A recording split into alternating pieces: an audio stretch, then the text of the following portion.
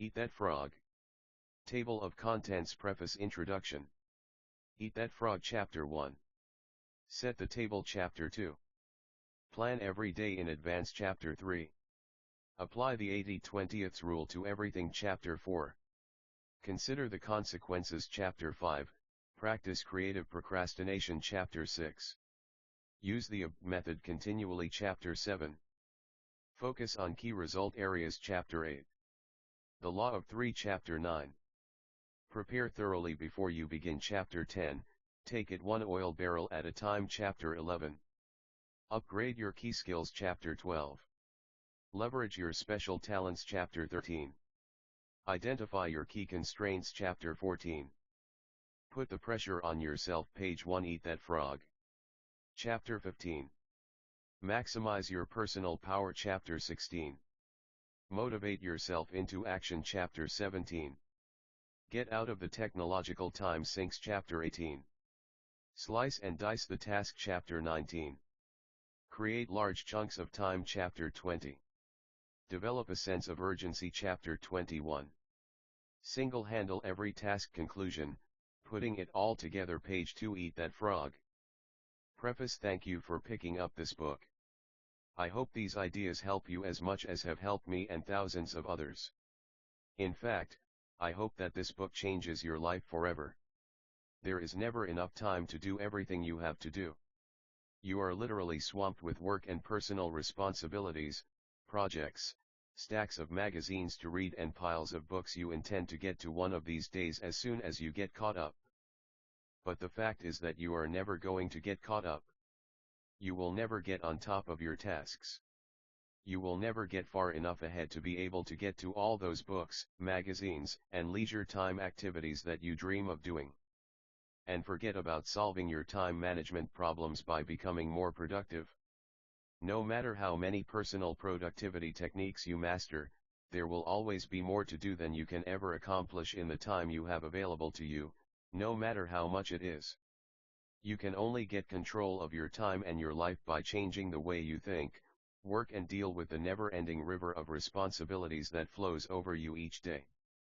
You can only get control of your tasks and activities to the degree that you stop doing some things and start spending more time on the few things that can really make a difference in your life. Page 3. Eat That Frog. I have studied time management for more than 30 years. I have immersed myself in the works of Peter Drucker, Alex McKenzie, Alan Lakein, Stephen Covey, and many, many others. I have read hundreds of books and thousands of articles on personal efficiency and effectiveness. This book is the result. Each time I came across a good idea, I tried it out in my own work and personal life. If it worked, I incorporated it into my talks and seminars and taught it to others.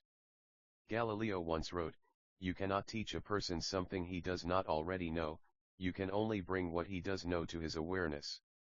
Depending upon your level of knowledge and experience, these ideas will sound familiar. This book will bring them to a higher level of awareness. When you learn and apply these methods and techniques over and over until they become habits, you will alter the course of your life in a very positive way. Page 4. Eat That Frog. My own story. Let me tell you something about myself and the origins of this little book.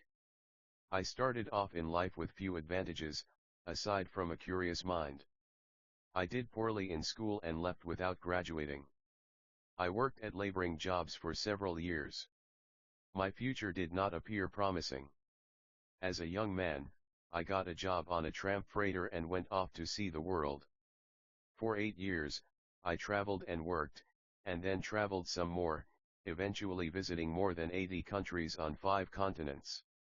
When I could no longer find a laboring job, I got into sales, knocking on doors, working on straight commission. I struggled from sale to sale until I began looking around me and asking, why is it that other people are doing better than I am? Then I did something that changed my life. I began to ask successful people what they were doing that enabled them to be more productive and earn more money than me. And they told me. And I did what they advised me to do, and my sales went up. Eventually, I became so successful that they made me a sales manager. As a sales manager, I used the same strategy. I asked successful managers what they did to achieve such great results, and when they told me, I went out and did the same things.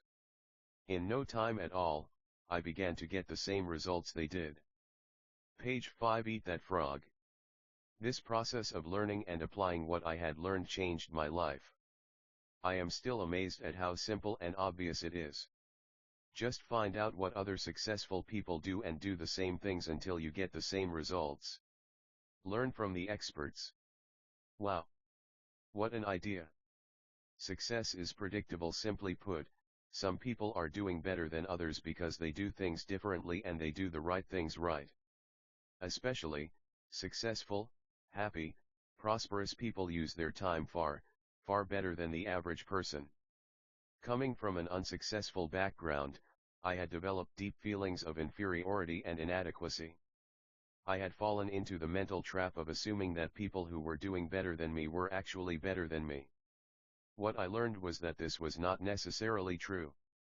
They were just doing things differently, and what they had learned to do, within reason, I could learn as well. This was a revelation to me. I was both amazed and excited with this discovery. I still am. I realized that I could change my life and achieve almost any goal I could set if I just found out what others were doing in that area and then did it myself until I got the same results they were getting. Within 1 year of starting in sales, I was a top salesman. A year later I was made a manager. Within 3 years, I became a vice president. Page 6. Eat That Frog. In charge of a 95-person sales force in 6 countries. I was 25 years old. Over the years, I have worked in 22 different jobs, started and built several companies, earned a business degree from a major university, learned to speak French, German, and Spanish and been a speaker, trainer or consultant for more than 1,000 companies. I currently give talks and seminars to more than 250,000 people each year, with audiences as large as 20,000 people. A simple truth. Throughout my career, I have discovered and rediscovered a simple truth. It is this: the ability to concentrate single-mindedly on your most important task, to do it well and to finish it completely, is the key to great success, achievement, respect, status, and happiness in life. This key insight is the heart and soul of this book. This book is written to show you how to get ahead more rapidly in your career and to simultaneously enrich your personal life. These pages contain the 21 most powerful principles on personal effectiveness I have ever discovered. These methods, techniques, and strategies are practical, proven and fast-acting. In the interests of time, I do not dwell on the various psychological or emotional explanations for procrastination or poor time management. There are no lengthy departures into theory or research. What you will learn are specific actions you can take. Page 7. Eat That Frog. Immediately to get better, faster results in your work, and to increase your happiness with your family and other people. Every idea in this book is focused on increasing your overall levels of productivity, performance, and output, and on making you more valuable in whatever you do. You can apply many of these ideas to your personal life as well. Each of these 21 methods and techniques is complete in itself. All are necessary. One strategy might be effective in one situation and another might apply to another task. Altogether, these 21 ideas represent a smorgasbord of personal effectiveness techniques that you can use at any time, in any order or sequence that makes sense to you at the moment. The key to success is action. These principles work to bring about fast, predictable improvements in performance and results. The faster you learn and apply them, the faster you will move ahead in your career, guaranteed. There will be no limit to what you can accomplish when you learn how to eat that frog. Brian Tracy. Page 8. Eat That Frog. Introduction. This is a wonderful time to be alive. There have never been more possibilities and opportunities for you to achieve more of your goals than exist today. And as perhaps never before in human history, you are actually drowning in options. In fact, there are so many good things that you can do that your ability to decide among them may be the critical determinant of what you accomplish in life. If you are like most people today, you are overwhelmed with too much to do and too little time. As you struggle to get caught up, new tasks and responsibilities just keep rolling in, like the waves of the ocean. Because of this, you will never be able to do everything you have to do. You will never be caught up. You will always be behind in some of your tasks and responsibilities, and probably in many of them. The need to be selective for this reason, and perhaps more than ever before, your ability to select your most important task at each moment, and then to get started on that task and to get it done both quickly and well, will probably have more of an impact on your success than any other quality or skill you can develop. An average person who develops the habit of setting clear priorities and getting important tasks completed quickly will run circles. Page 9. Eat that frog. Around a genius who talks a lot and makes wonderful plans but who gets very little done. The truth about frogs. Mark Twain once said that if the first thing you do each morning is to eat a live frog, you can go through the day with the satisfaction of knowing that that is probably the worst thing that is going to happen to you all day long. Your frog is your biggest, most important task, the one you are most likely to procrastinate on if you don't do something about it.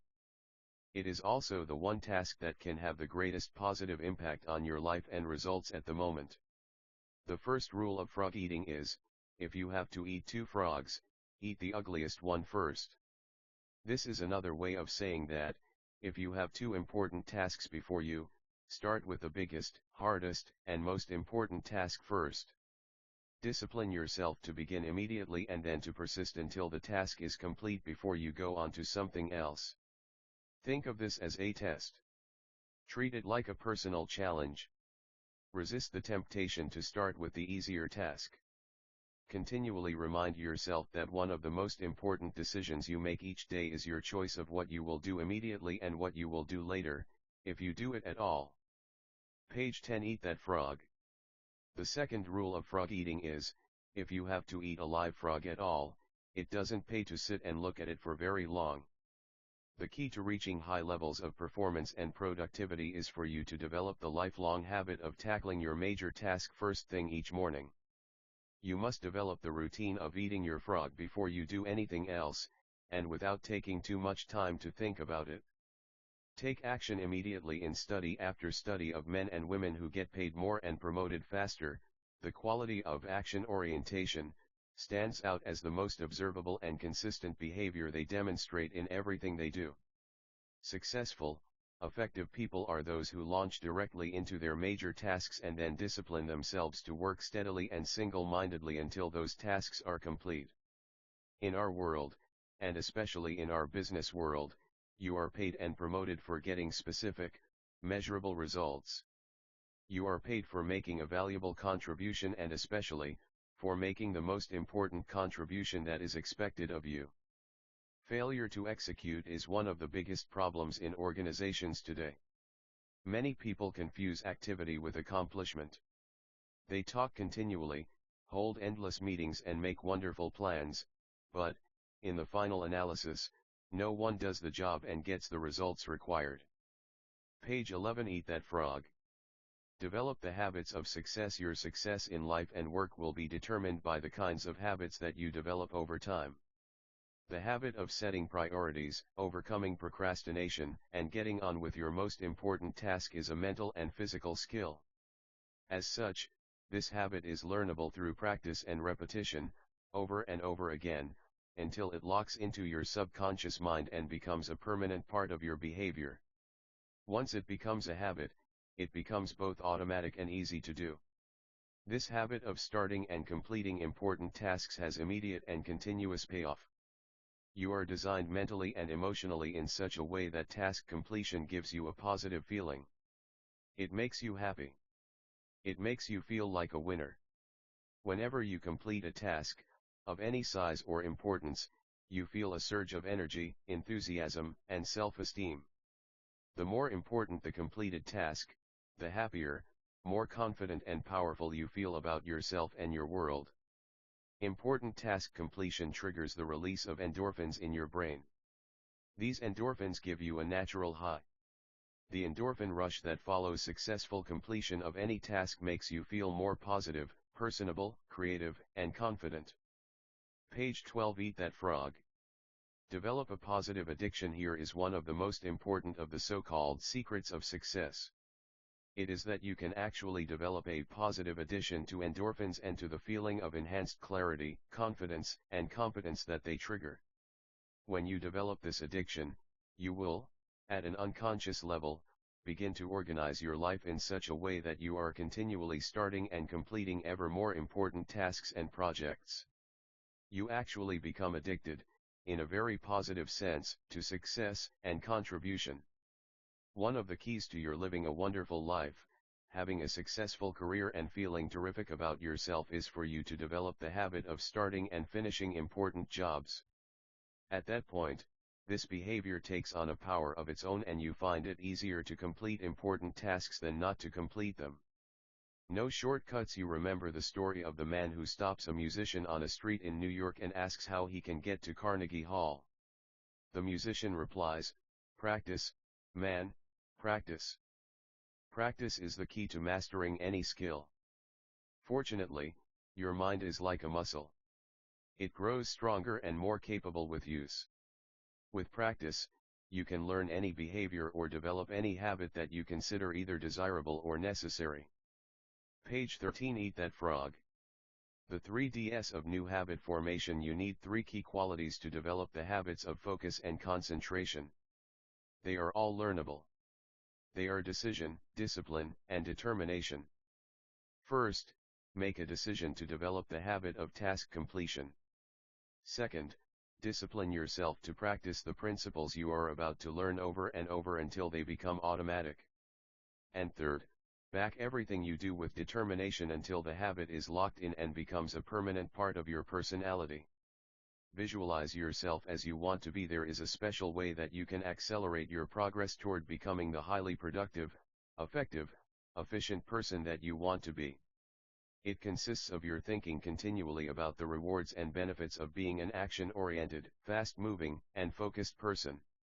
See yourself as the kind of person who gets important jobs done quickly and well on a consistent basis.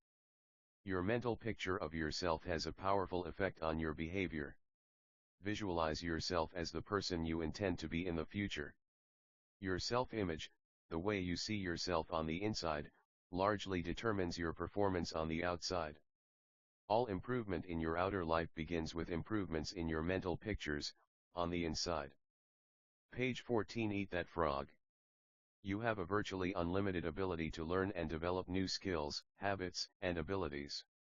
When you train yourself, through repetition and practice, to overcome procrastination and get your most important tasks completed quickly, you will move yourself onto the fast track in your life and career and step on the accelerator. Eat that frog. Page 15. Eat that frog. Chapter 1. Set the table. There is one quality that one must possess to win, and that is definiteness of purpose, the knowledge of what one wants and a burning desire to achieve it. Napoleon Hill. Before you can determine your frog and get on with the job of eating it, you have to decide exactly what it is you want to achieve in each area of your life. Clarity is perhaps the most important concept in personal productivity. The number one reason why some people get more work done faster is because they are absolutely clear about their goals and objectives and they don't deviate from them. The greater clarity you have regarding what you want and the steps you will have to take to achieve it, the easier it will be for you to overcome procrastination, eat your frog and complete the task before you. A major reason for procrastination and lack of motivation is vagueness, confusion, and fuzzy-mindedness about what it is you are trying to do, and in what order and for what reason. You must avoid this common condition with all your strength by striving for ever greater clarity in your major goals and tasks. Here is a great rule for success: think on paper. Page 16. Eat that frog. Only about 3% of adults have clear, written goals. These people accomplish 5 and 10 times as much as people of equal or better education and ability but who, for whatever reason, have never taken the time to write out exactly what it is they want. There is a powerful formula for setting and achieving goals that you can use for the rest of your life. It consists of 7 simple steps. Any one of these steps can double and triple your productivity if you are not currently using it. Many of my graduates have increased their incomes dramatically in a matter of a few years, or even a few months, with this simple, 7-part method. Step 1. Decide exactly what you want. Either decide for yourself or sit down with your boss and discuss your goals and objectives until you are absolutely, crystal clear about what is expected of you and in what order of priority. It is amazing how many people are working away, day after day, on low-value tasks because they have not had this critical discussion with their manager. Rule: one of the very worst uses of time is to do something very well that need not be done at all. Stephen Covey says that, before you begin scrambling up the ladder of success, make sure that it is leaning against the right building. Page 17. Eat that frog. Step 2. Write it down. Think on paper. When you write your goal down, you crystallize it and give it tangible form. You create something that you can touch and see. On the other hand, a goal or objective that is not in writing is merely a wish or a fantasy.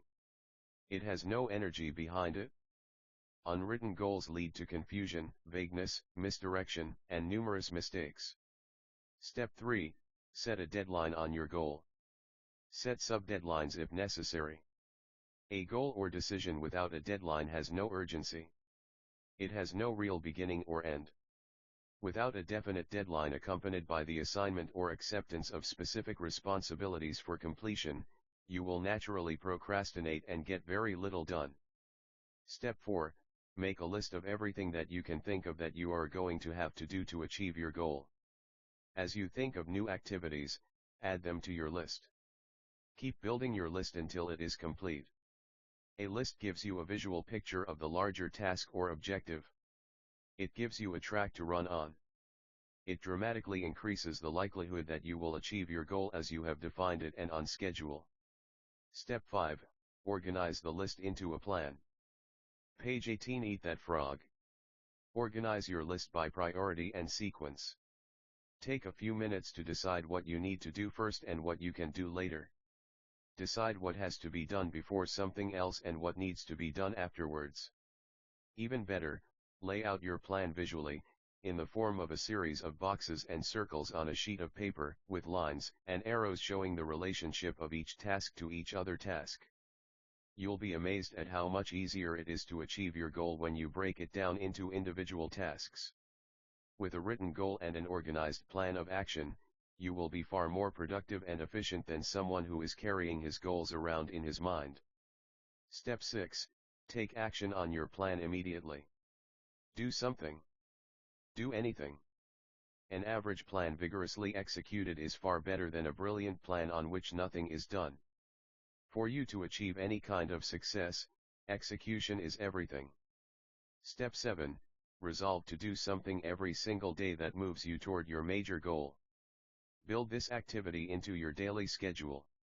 You may read a specific number of pages on a key subject. You could call on a specific number of prospects or customers. You can engage in a specific period of physical exercise. You can learn a certain number of new words in a foreign language. Whatever it is, you must never miss a day. Page 19. Eat that frog. Keep pushing forward. Once you start moving, keep moving. Don't stop. This decision, this discipline alone, can dramatically increase your speed of goal accomplishment and boost your personal productivity. The power of written goals. Clear written goals have a wonderful effect on your thinking. They motivate you and galvanize you into action. They stimulate your creativity, release your energy and help you to overcome procrastination as much as any other factor. Goals are the fuel in the furnace of achievement. The bigger your goals and the clearer they are, the more excited you become about achieving them. The more you think about your goals, the greater becomes your inner drive and desire to accomplish them. Think about your goals and review them daily. Every morning when you begin, take action on the most important task you can accomplish to achieve your most important goal at the moment. Eat that frog.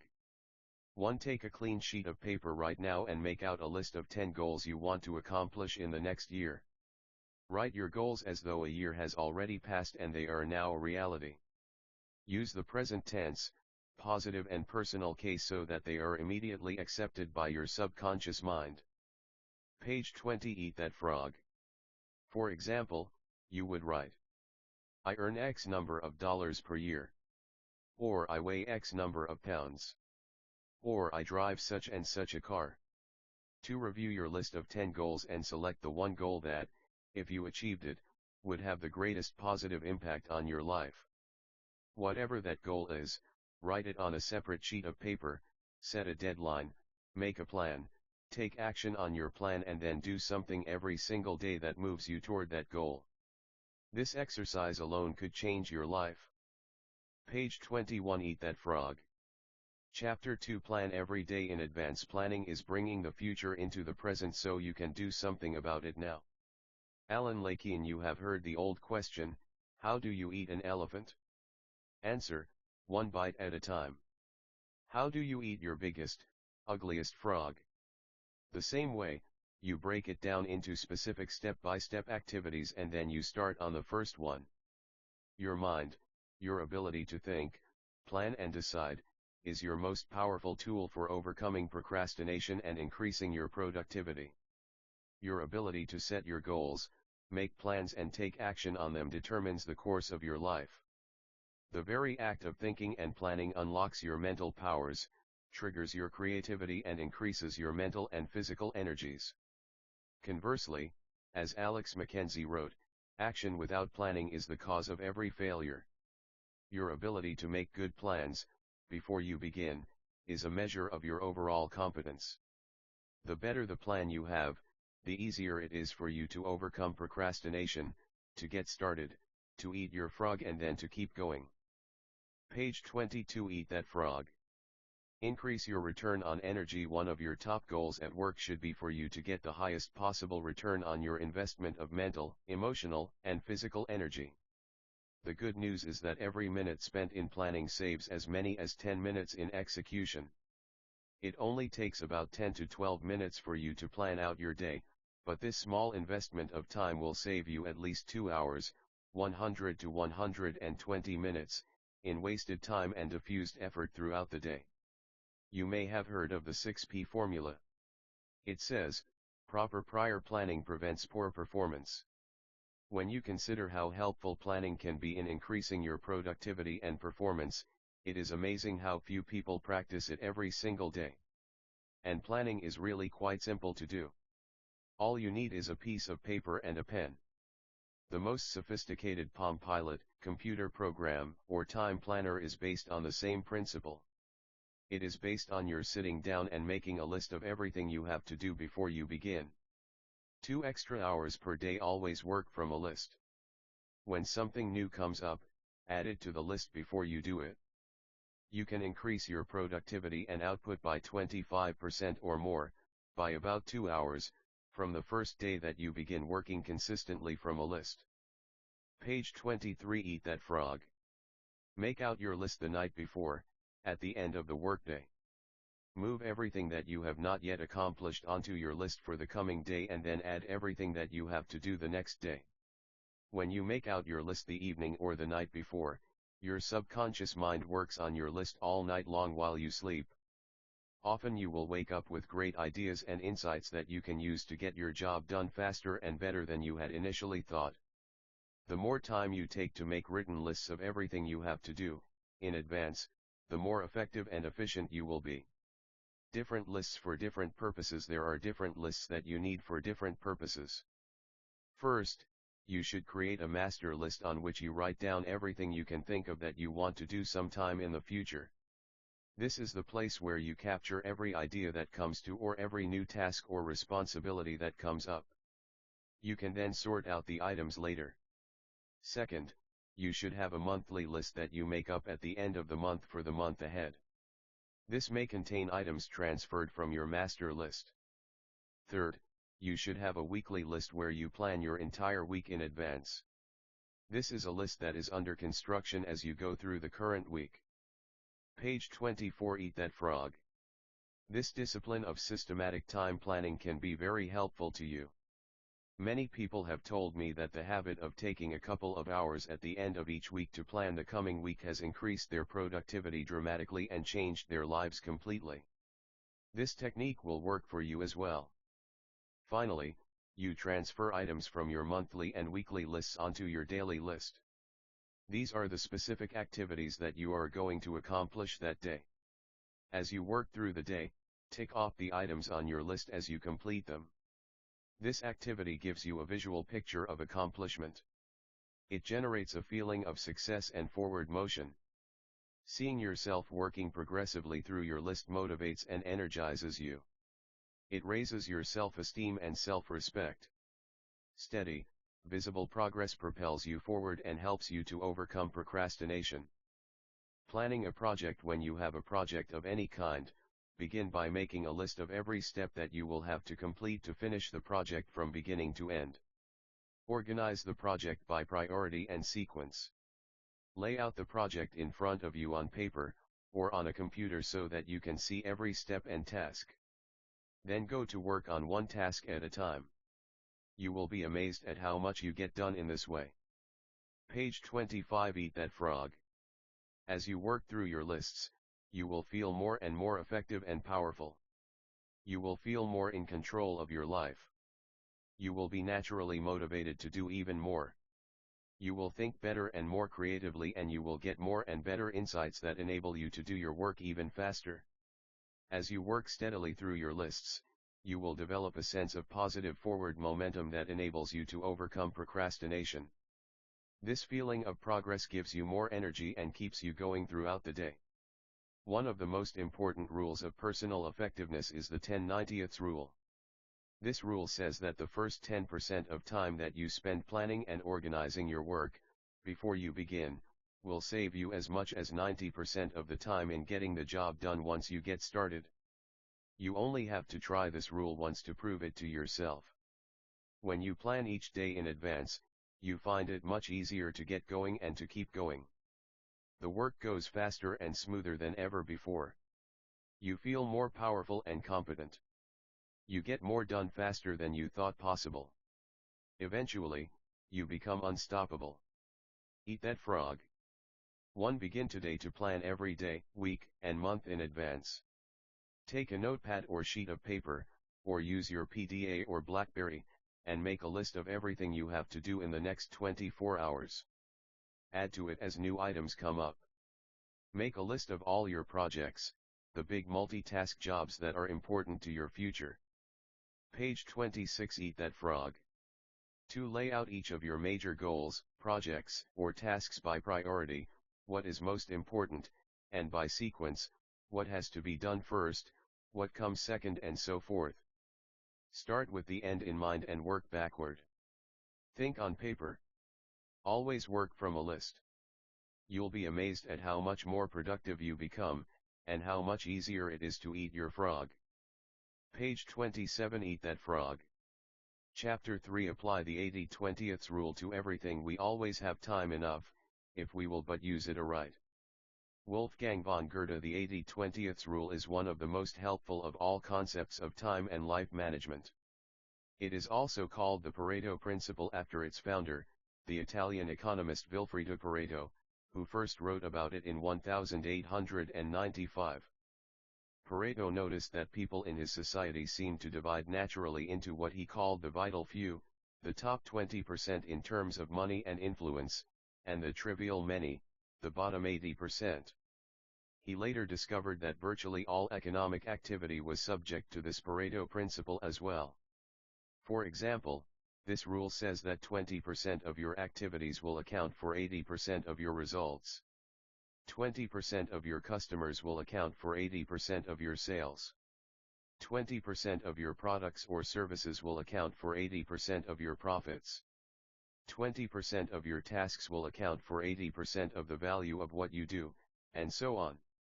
This means that if you have a list of 10 items to do, 2 of those items will turn out to be worth as much or more than the other 8 items put together. Page 28. Eat that frog. Number of tasks versus importance of tasks. Here is an interesting discovery. Each of these tasks may take the same amount of time to accomplish. but one or two of those tasks will contribute 5 or 10 times the value as any of the others. Often, one item on a list of 10 things that you have to do can be worth more than all the other 9 items put together. This task is invariably the frog that you should eat first. Can you guess on which items the average person is most likely to procrastinate? The sad fact is that most people procrastinate on the top 10 or 20% of items that are the most valuable and important, the vital few. They busy themselves instead with the least important 80%, the trivial many that contribute very little to results. Focus on activities versus accomplishments. You often see people who appear to be busy all day long but they seem to accomplish very little. This is almost always because they are busy doing things that are of low value while they procrastinate on the 1 or 2 activities that, if they completed them quickly and well, could make a real difference to their companies and to their careers. The most valuable tasks you can do each day are often the hardest and most complex. But the payoff and rewards for completing these tasks efficiently can be tremendous. For this reason, you must page 29 eat that frog. Adamantly refuse to work on tasks in the bottom 80% while you still have tasks in the top 20% left to be done. Before you begin work, always ask yourself, is this task in the top 20% of my activities or in the bottom 80%? Rule: resist the temptation to clear up small things first. Remember, whatever you choose to do, over and over, eventually becomes a habit that is hard to break. If you choose to start your day on low-value tasks, you soon develop the habit of always starting and working on low-value tasks. This is not the kind of habit you want to develop, or keep. The hardest part of any important task is getting started on it in the first place. Once you actually begin work on a valuable task, you seem to be naturally motivated to continue. There is a part of your mind that loves to be busy working on significant tasks that can really make a difference. Your job is to feed this part of your mind continually. Motivate yourself. Just thinking about starting and finishing an important task motivates you and helps you to overcome procrastination. The fact is that the amount of time required to complete an important job is often the same as the time required to do an unimportant job. The difference is that you get a tremendous feeling of pride and satisfaction from the page 30 eat that frog. Completion of something valuable and significant. However, when you complete a low-value task, using the same amount of time and energy, you get little or no satisfaction at all. Time management is really life management, personal management. It is really taking control over the sequence of events. Time management is control over what you do next. And you are always free to choose the task that you will do next. Your ability to choose between the important and the unimportant is the key determinant of your success in life and work. Effective, productive people discipline themselves to start on the most important task that is before them. They force themselves to eat that frog, whatever it is. As a result, they accomplish vastly more than the average person and are much happier as a result. This should be your way of working as well. Eat that frog. 1. Make a list of all the key goals, activities, projects, and responsibilities in your life today. Which of them are, or could be, in the top 10% or 20% of tasks that represent, or could represent, 80% or 90% of your results. 2. Resolve today that you are going to spend more and more of your time working in those few areas that can really make a difference in your life and career, and less time on lower value activities. Page 31 Eat that frog. Chapter 4 Consider the consequences. Every man has become great, every successful man has succeeded, in proportion as he has confined his powers to one particular channel. Orison Swett Marden. The mark of the superior thinker is his or her ability to accurately predict the consequences of doing or not doing something. The potential consequences of any task or activity are the key determinants of how important it really is to you and to your company. This way of evaluating the significance of a task is how you determine what your next frog really is. Dr. Edward Banfield of Harvard University, after more than 50 years of research, concluded that long-time perspective is the most accurate single predictor of upward social and economic mobility in America. Long-time perspective turns out to be more important than family background, education, race, intelligence, connections, or virtually any other single factor in determining your success in life and at work. Your attitude toward time, your time horizon, has an enormous impact on your behavior and your choices. People who take the long view of their lives and careers always seem to make much better decisions about their time and activities than people who give very little thought to the future. Page 32. Eat that frog. Rule: long-term thinking improves short-term decision making. Successful people have a clear future orientation. They think 5, 10, and 20 years out into the future. They analyze their choices and behaviors in the present to make sure that what they are doing today is consistent with the long-term future that they desire.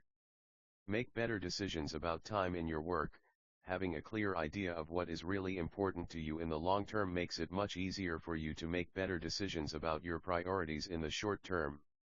By definition, something that is important has long-term potential consequences. Something that is unimportant has few or no long-term potential consequences. Before starting on anything, you should always ask yourself, what are the potential consequences of doing or not doing this task?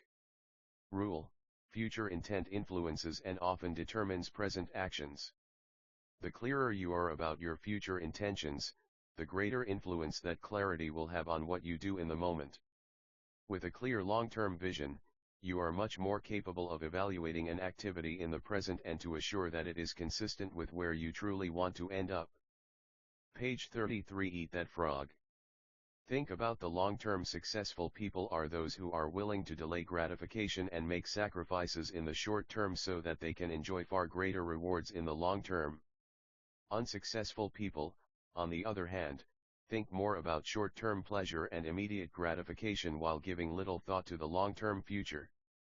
Dennis Waitley, the motivational speaker, says, failures do what is tension relieving while winners do what is goal achieving.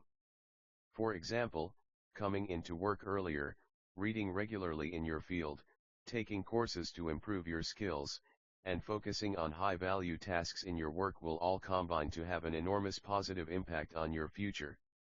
On the other hand, coming into work at the last moment, reading the newspaper, drinking coffee, and socializing with your co-workers may seem fun and enjoyable in the short term, but it inevitably leads to lack of promotion, underachievement and frustration in the long term. If there is a task or activity with large potential positive consequences, make it a top priority and get started on it immediately.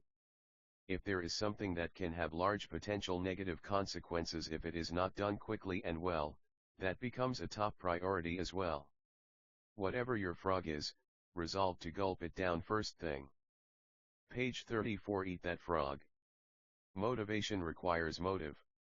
The greater the positive potential impact that an action or behavior of yours can have on your life, once you define it clearly, the more motivated you will be to overcome procrastination and get it done quickly.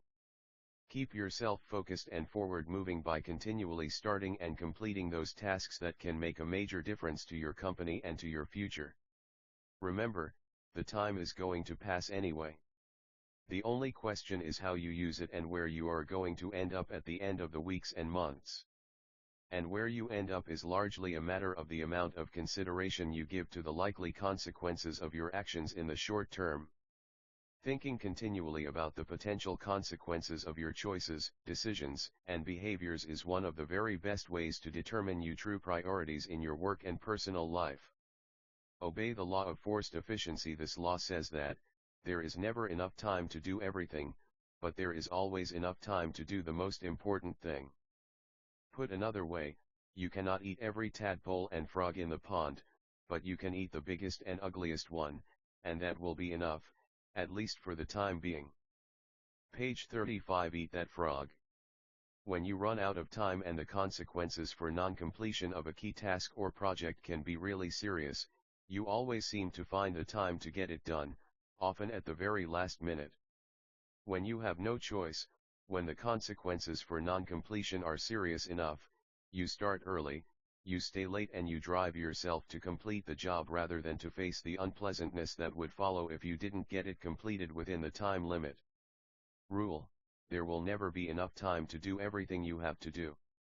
It has been estimated that the average person in business today, especially managers in the age of cutbacks, is working at 110% to 130% of capacity. And the jobs and responsibilities just keep piling up. Everyone has stacks of reading material they still have to go through. One study concluded recently that the average executive has 300 to 400 hours of reading and projects backlogged at home and at the office. What this means is that you will never be caught up. Get that wonderful idea out of your mind. All you can hope for is to be on top of your most important responsibilities. The others will just have to wait. Page 36. Eat that frog. Deadlines are an excuse. Many people say that they work better under the pressure of deadlines. Unfortunately, years of research indicate that this is seldom true. Under the pressure of deadlines, often self-created through procrastination and delay, people suffer greater stress, make more mistakes, and have to redo more tasks than under any other conditions. Often the mistakes that are made when people are working under tight deadlines lead to defects and cost overruns that lead to substantial financial losses in the long term. Sometimes the job actually takes much longer to complete when people rush to get the job done at the last minute and then have to redo it. It is much better to plan your time carefully in advance, and then build in a sizable buffer to compensate for unexpected delays and diversions. However much time you think a task will take, add on another 20% or more, or make a game of getting it done well in advance of the deadline. You will be amazed at how much more relaxed you are, and how much better a job you do. 3 questions for maximum productivity. There are 3 questions that you can use on a regular basis to keep yourself focused on getting your most important tasks completed on schedule. The first question is, what are my highest value activities? Page 37. Eat that frog. Put another way, what are the biggest frogs that you have to eat to make the greatest contribution to your organization? To your family? To your life in general? This is one of the most important questions you can ask and answer. What are your highest value activities? First, think this through for yourself. Then, ask your boss. Ask your co-workers and subordinates. Ask your friends and family. Like focusing the lens of a camera, you must be crystal clear about your highest value activities before you begin work. The second question you can ask continually is, what can I and only I do, that if done well, will make a real difference? This question comes from Peter Drucker, the management guru. It is one of the best of all questions for achieving personal effectiveness. What can you, and only you do, that if done well, can make a real difference? This is defined something that only you can do. If you don't do it, it won't be done by someone else. But if you do it, and you do it well, it can really make a difference to your life and your career. What is this particular frog for you? Every hour of every day, you can ask yourself this question and there will be a specific answer. Your job is to be clear about the answer and then to start and work on this task before anything else. Page 38. Eat that frog. The third question you can ask is, what is the most valuable use of my time, right now? What is my biggest frog of all at this moment? This is the core question of time management. Answering this question correctly is the key to overcoming procrastination and becoming a highly productive person. Every hour of every day, there is some task that is the most valuable use of your time at that moment. Your job is to ask yourself this question, over and over again, and to always be working on the answer to it, whatever it is. Do first things first and second things not at all. As Goethe said, the things that matter most must never be at the mercy of the things that matter least.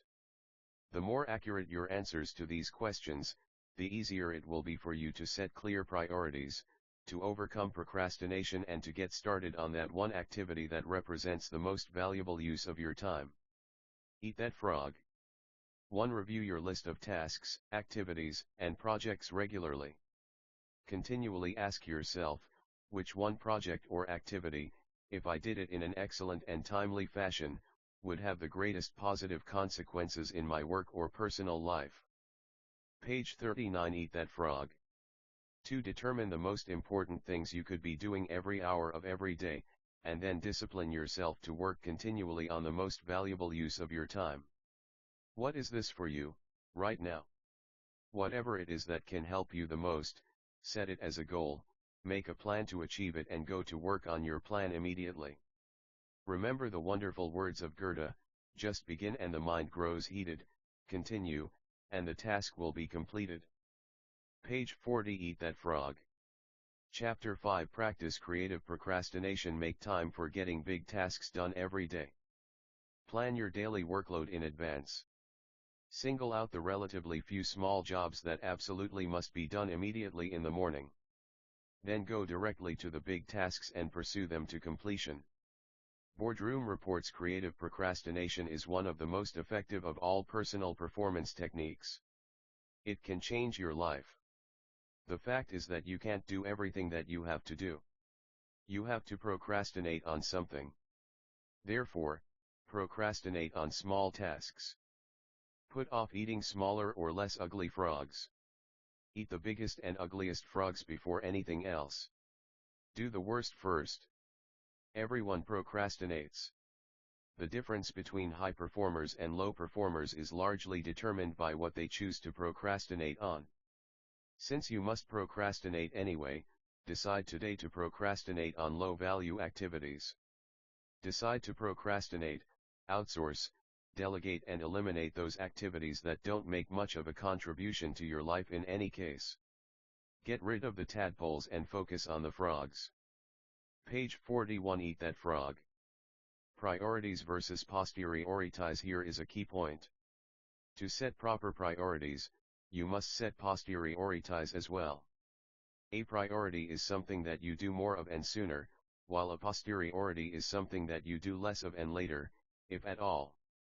Rule: you can only get your time and your life under control to the degree to which you discontinue lower value activities. One of the most powerful of all words in time management is the word no. Say it politely and courteously. Say it clearly so that there are no misunderstandings.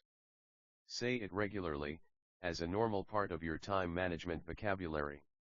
Say no to anything that is not a high-value use of your time and your life. Say no graciously but firmly to avoid agreeing to something against your will. Say it early and say it often. Remember that you have no spare time. As we say, your dance card is full. For you to do something new, you must complete or stop doing something old.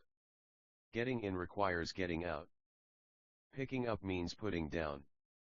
Creative procrastination is the act of thoughtfully and deliberately deciding upon the exact things you are not going to do right now, if ever. Page 42. Eat that frog.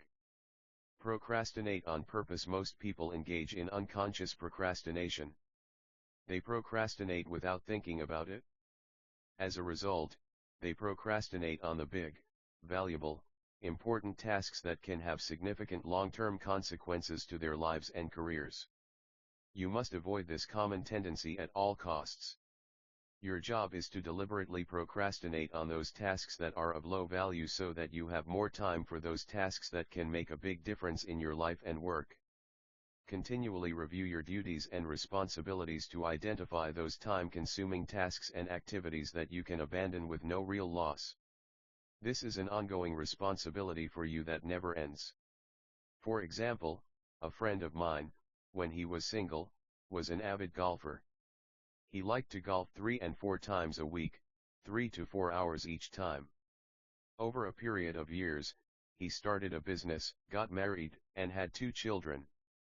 But he still played golf 3 to 5 times a week until he finally realized that his time on the golf course was causing him enormous stress at home and at the office.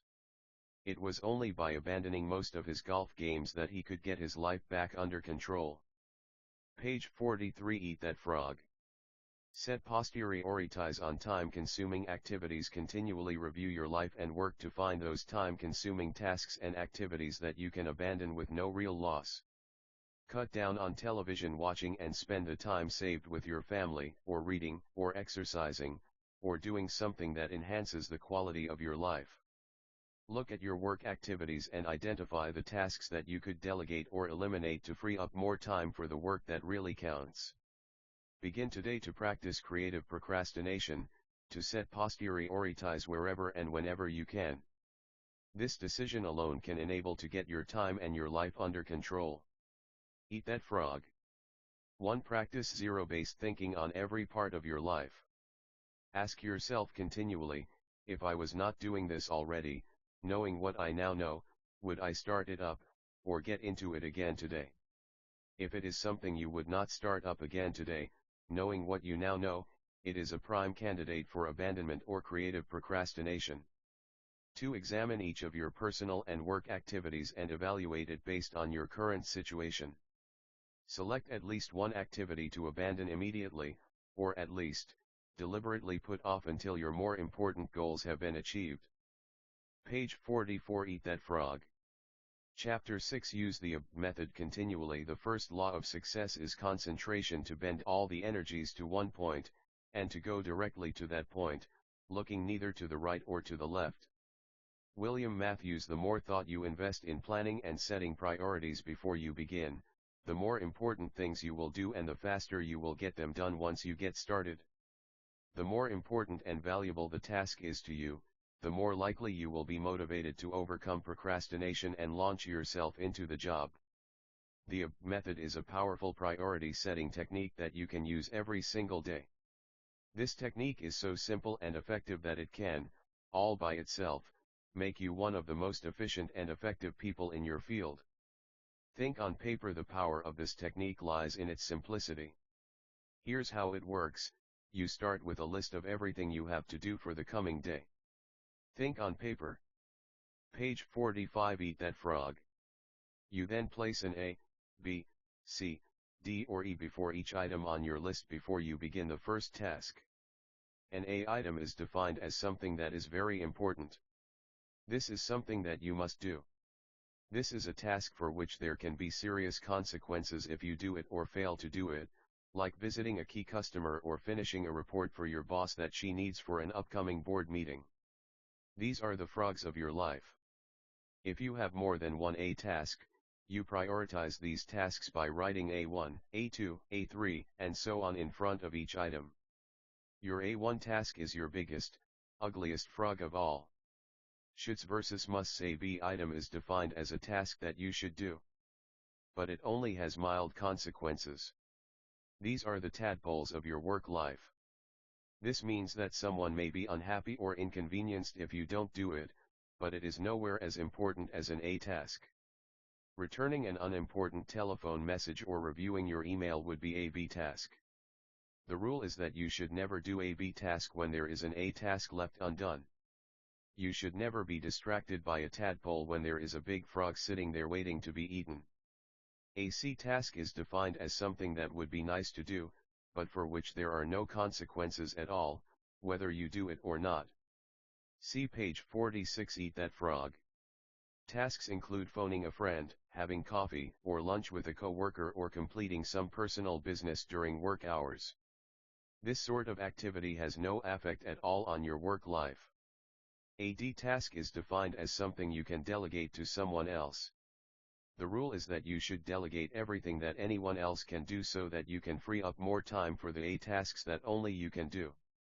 An E task is defined as something that you can eliminate altogether and it won't make any real difference. This may be a task that was important at one time but which is no longer relevant to yourself or anyone else. Often it is something you continue to do out of habit or because you enjoy it.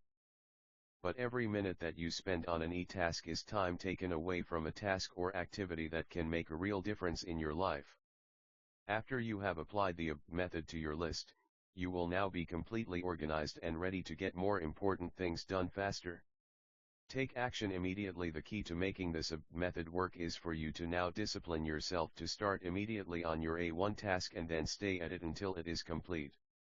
Use your willpower to get going and stay going on this one job, the most important single task you could. Page 47. Eat that frog. Possibly be doing. Eat the whole frog and don't stop until it's finished completely. Your ability to think through, analyze your work list and determine your A1 task is the springboard to higher levels of accomplishment, and greater self-esteem, self-respect and personal pride. When you develop the habit of concentrating on your A1, most important activity, on eating your frog, you will start getting more done than any 2 or 3 people around you. Eat that frog. 1. Review your work list right now and put an A, B, C, D or E next to each task or activity. Select your A1 job or project and begin on it immediately. Discipline yourself to do nothing else until this one job is complete. 2. Practice this method every day and on every work or project list, before you begin work, for the next month. By that time, you will have developed the habit of setting and working on your highest priority tasks and your future will be assured. Page 48. Eat that frog. Chapter 7. Focus on key result areas. When every physical and mental resource is focused, one's power to solve a problem multiplies tremendously. Norman Vincent Peale. Why are you on the payroll? This is one of the most important questions you ever ask and answer, over and over again, throughout your career. As it happens, most people are not sure exactly why they are on the payroll. But if you are not crystal clear about why it is that you are on the payroll and what results you have been hired to accomplish, it is very hard for you to perform at your best, get paid more and promoted faster. In its simplest terms, you have been hired to get specific results. A wage or a salary is a payment for a specific quality and quantity of work that can be combined with the work of others to create a product or service that customers are willing to pay for. Each job can be broken down into about 5 to 7 key result areas, seldom more. These are the results that you absolutely, positively have to get to fulfill your responsibilities and make your maximum contribution to your organization. Page 49. Eat that frog. Key result areas are similar to the vital functions of the body, such as blood pressure, heart rate, respiratory rate, and brainwave activity. An absence of any one of these vital functions leads to the death of the organism. By the same token, your failure to perform in a critical result area of your work can lead to the end of your job as well. The Big 7 in management and sales, for example, the key result areas of management are planning, organizing, staffing, delegating, supervising, measuring and reporting. These are the results that a manager must get to succeed in his or her area of responsibility. A weakness in any one of these areas can lead to underachievement and failure as a manager. The key result areas of salespeople are prospecting, building rapport and trust, identifying needs, presenting persuasively, answering objections, closing the sale, and getting resales and referrals. Poor performance in any one of these key skills leads to lower sales and sometimes failure as a salesperson. Whatever you do, there are essential skills that you must have for you to do your job in an excellent fashion. These demands are constantly changing. There are core competencies that you have developed that make it possible for you to do your job in the first place. But there are always key results that are central to your work and which determine your success or failure in your job. What are yours? Page 50. Eat that frog. A key result area is defined as something for which you are completely responsible. This means that if you don't do it, it doesn't get done. A key result area is an activity that is under your control. It is an output of your work that becomes an input or a contributing factor to the work of others. Clarity is essential. The starting point of high performance is for you to first of all identify the key result areas of your work. Discuss them with your boss. Make a list of your most important output responsibilities and make sure that the people above you, next to you and below you are in agreement with it. For example, for a salesperson, opening new accounts is a key result area. This activity is the key to the entire sales process. Closing a sale is a key result area. When the sale is made, it triggers the activities of many other people to produce and deliver the product or service. For a company owner or key executive, negotiating a bank loan is a key result area. Hiring the right people and delegating effectively are both key result areas. For a receptionist or secretary, typing a letter or answering the phone and transferring the caller quickly and efficiently are defined as key result areas. The employee's ability to perform these tasks quickly and efficiently largely determines her pay and promotability. Page 51. Give yourself a grade. Eat that frog. Once you have determined your key result areas, the second step is for you to grade yourself on a scale of 1 to 10 in each of those areas. Where are you strong and where are you weak? Where are you getting excellent results and where are you underperforming? Rule: your weakest key result area sets the height at which you can use all your other skills and abilities. This rule says that you could be exceptional in 6 out of 7 key result areas but really poor in the 7th. And your poor performance in the 7th area will hold you back and determine how much you achieve with all your other skills. This weakness will act as a drag on your effectiveness and be a constant source of friction and frustration. For example, delegating is a key result area for a manager. This skill is the key leverage point that enables a manager to manage, to get results through others. A manager who cannot delegate properly is held back from using all his or her other skills at their maximum level of effectiveness. Poor delegation skills alone can lead to failure in the job. Poor performance produces procrastination. One of the major reasons for procrastination and delay in the workplace is that people avoid jobs and activities in those areas. Page 52. Eat that frog. Where they have performed poorly in the past. Instead of setting a goal and making a plan to improve in a particular area, most people avoid that area altogether, which just makes the situation worse. The reverse of this is that, the better you become in a particular skill area, the more motivated you will be to perform that function, the less you will procrastinate and the more determined you will be to get it finished. The fact is that everybody has both strengths and weaknesses. Refuse to rationalize, justify, or defend your areas of weakness. Instead, identify them clearly. Set a goal and make a plan to become very good in each of those areas. Just think. You may be only one critical skill away from top performance at your job. The great question here is one of the greatest questions you will ever ask and answer: what one skill, if I developed and did it in an excellent fashion, would have the greatest positive impact on my career? You should use this question to guide your career for the rest of your life. Look into yourself for the answer. You usually know what it is. Ask your boss this question. Ask your co-workers. Ask your friends and your family. Whatever it is, find out and then go to work to bring up your performance in this area. Page 53. Eat that frog. The good news is that all business skills are learnable. If anyone else is excellent in that particular key result area, this is proof that you can become excellent as well, if you decide to. One of the fastest and best ways to stop procrastinating and get more things done faster is for you to become absolutely excellent in your key result areas. This can be as important as anything else you do in your life or your career. Eat that frog. 1. Identify the key result areas of your work. What are they? Write down the key results you have to get to do your job in an excellent fashion. Give yourself a grade from 1 to 10 on each one. And then determine the one key skill that, if you did it in an excellent manner, would help you the most in your work. 2. Take this list to your boss and discuss it with him or her. Invite honest feedback and appraisal. You can only get better when you are open to the constructive inputs of other people. Discuss your results with your staff and co-workers. Talk them over with your spouse. Make a habit of doing this analysis regularly for the rest of your career. Never stop improving. This decision alone can change your life. Page 54. Eat that frog. Chapter 8. The Law of 3. Do what you can with what you have right where you are. Theodore Roosevelt. There are 3 core tasks that you perform that contain most of the value that you contribute to your business or organization.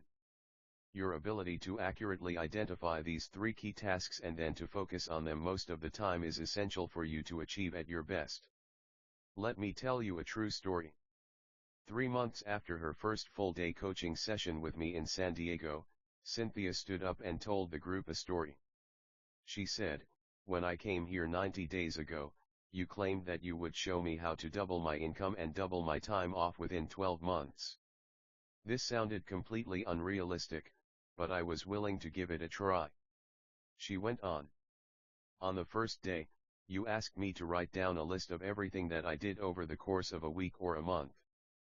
I came up with 17 tasks that I was responsible for. My problem was that I was completely overwhelmed with work. I was working 10 to 12 hours per day, 6 days per week, and not spending enough time with my husband and my 2 young children. But I didn't see any way out. I had been working for 8 years for a fast-growing entrepreneurial company in the high-tech area, but their always page 55 Eat That Frog seemed to be an overwhelming amount of work to do and never enough time. One thing all day long, she continued with her story.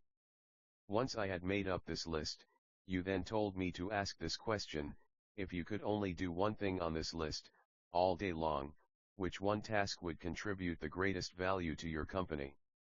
Once I had identified that task, which was quite easy, I put a circle around that number. You then asked, if you could only do one more thing on your list of key tasks, which would be the second activity that contributes the most value to your company. Once I had identified the second most important task, you asked me the same question with regard to the third most important task. You then said something that shocked me at the time. You said that fully 90% of the value that you contribute to your company is contained in those 3 tasks, whatever they are. Everything else you do is either a support task or a complementary task that could probably be delegated, downsized, outsourced, or eliminated. Take immediate action, Cynthia continued with her story.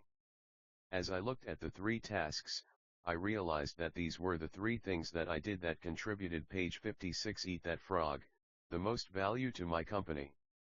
This was on a Friday. On Monday morning, at 10 o'clock, I met with my boss and explained to him what I had discovered. I told him that I needed his help in delegating and outsourcing all my work except for those 3 key tasks. I felt that if I could work on those 3 tasks exclusively, all day long, I could more than double my contribution to the company. Then I said to him that, if I doubled my contribution, I would like to be paid twice as much. She said. My boss was completely silent. He looked at my list of key tasks, looked back up at me, looked at the list again, and then said okay. It was now 10:21 a.m. according to the clock on the wall behind him. He said, "You're right, these are the 3 most important things that you do in this company, and the 3 things that you do the best. I will help you to delegate and downsize all these other minor tasks to free you up to work full-time on these 3 key tasks. And if you double your contribution, I will pay you twice as much." Transform your life. Cynthia concluded her story by saying, "He did, then I did, then he did. He helped me delegate and assign my minor tasks so I could concentrate on my top 3 jobs. As a result, I doubled my output over the next 30 days, and he doubled my income." Page 57 Eat That Frog. She said, "I had been working very hard for more than 8 years and I doubled my income in less than 1 month by focusing all my time and energy on my 3 key tasks. Not only that, instead of working 10 and 12-hour days, I work from 8 o'clock to 5 o'clock and spend time in the evenings and on the weekends with my husband and my children. Focusing on my key tasks has transformed my life." Perhaps the most important word in the world of work is contribution. Your rewards, both financial and emotional, will always be in direct proportion to your results, to the value of your contribution. If you want to increase your rewards, you must focus on increasing the value of what you do. You must dedicate yourself to contributing more results to your company. And there are always 3 key tasks that contribute the most. The quick list method here is an exercise that we give to our coaching clients very early in the process. We give them a sheet of paper and then ask them, in 30 seconds, write down your 3 most important goals in life, right now.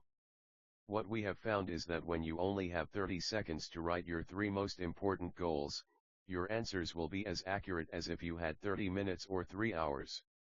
Your subconscious mind seems to go into a form of hyperdrive and your 3 most important goals will pop out of your head and onto the paper, often to the surprise of the person doing the exercise. Page 58. Eat that frog. In 80% or more of cases, the three common goals that most people have are: first, a financial and career goal; second, a family or personal relationship goal; and third, a health or a fitness goal. And this is as it should be. These are the three most important areas of life. If you give yourself a grade on a scale of 1 to 10, with 1 being the lowest and 10 being the highest, and apply the scale to each of these three areas, you can immediately identify where you are doing well in life and where you need some improvement. Try it yourself and see. Give this test to your spouse or your children. The answers can be quite revealing. Later in our coaching program, we expand this exercise by asking the following questions. 1. What are your three most important business or career goals, right now? 2. What are your three most important family or relationship goals, right now? 3. What are your three most important financial goals, right now? 4. What are your three most important health goals, right now? 5. What are your three most important personal and professional development goals, right now? 6. What are your three most important social and community goals, right now? 7. What are your three biggest problems or concerns in life, right now? Page 59. Eat that frog. When you force yourself to ask and answer these questions in 30 seconds or less, you will often be amazed at the answers. Whatever your answers, they will usually be an accurate snapshot of your true situation in life at the moment. These answers will tell you what is really important to you. While you are setting goals and priorities, getting organized, concentrating single-mindedly on one task at a time, and disciplining yourself to complete your most important tasks, you must never forget that your ultimate goal is to live a long, happy, and healthy life. Time management is a means to an end. The main reason that you develop time management skills is so that you can get everything that is really important in your work completed, so that you can free up more and more time to do the things in your personal life that give you the greatest happiness and satisfaction. Fully 85% of your happiness in life will come from happy relationships with other people, especially those closest to you, and the members of your family. The critical determinant of the quality of your relationships is the amount of time that you spend face to face with the people you love, and who love you in return. The purpose of time management skills, of eating that frog, and getting more done in less time, is to enable you to spend more page 60. Eat that frog, time with the people you care about, doing the things that give you the greatest amount of joy in life. Rule: it is quality of time at work that counts and quantity of time at home that matters. Work all the time you work to keep your life in balance. You should resolve to work all the time you work. When you go to work, put your head down and work the whole time. Start a little earlier, stay a little later, and work a little harder. Don't waste time. Every minute that you spend in idle chit-chat with co-workers is time taken away from the work that you must accomplish if you want to keep your job. Even worse, time that you waste at work often has to be taken away from the members of your family. You either have to stay late or take work home and work in the evenings. By not working effectively and efficiently during your workday, you create unnecessary stress and you deprive the members of your family of the very best person you can possibly be. There is a story of a little girl who goes to her mother and asks, "Mommy, why does Daddy bring a briefcase full of work home each night and never spends any time with the family?" Page 61. Eat that frog. The mother replies sympathetically, "Well honey, you have to understand, Daddy can't get his work done at the office, so he has to bring it home and get caught up here." The little girl then asks, "If that's the case, why don't they put him in a slower class?" Balance is not an option. One of the most famous sayings of the ancient Greeks was moderation in all things. You need balance between your work and your personal life. You need to set priorities at work and concentrate on your most valuable tasks. At the same time, you must never lose sight of the fact that the reason for working efficiently is so that you can enjoy a higher quality of life at home with your family. Sometimes people come up to me and ask, "How do I achieve balance between my work and my home life?" I ask them in return, How often does a tightrope walker balance when he is on the high wire? After a few seconds of thinking, they almost always say, all the time. Page 62. Eat that frog. I say, that is the same situation with balance between family and home life. You have to do it all the time. You never reach a point where you have attained it perfectly. You have to work at it. Your goal should be to perform at your very best at work, to get the very most done and enjoy the very highest level of rewards possible for you in your career. Simultaneously, you must always remember to smell the flowers along the way. Never lose sight of the real reasons why you work as hard as you do, and why you are so determined to accomplish the very most with the time that you invest. The more time you spend face to face with the people you love, the happier you will be. Eat that frog. 1. Determine the 3 most important things that you do in your work. Ask, if I could only do one thing all day long, which one task contributes the greatest value to my career? Do this exercise 2 more times. Once you have identified your big 3, concentrate on them single-mindedly all day long.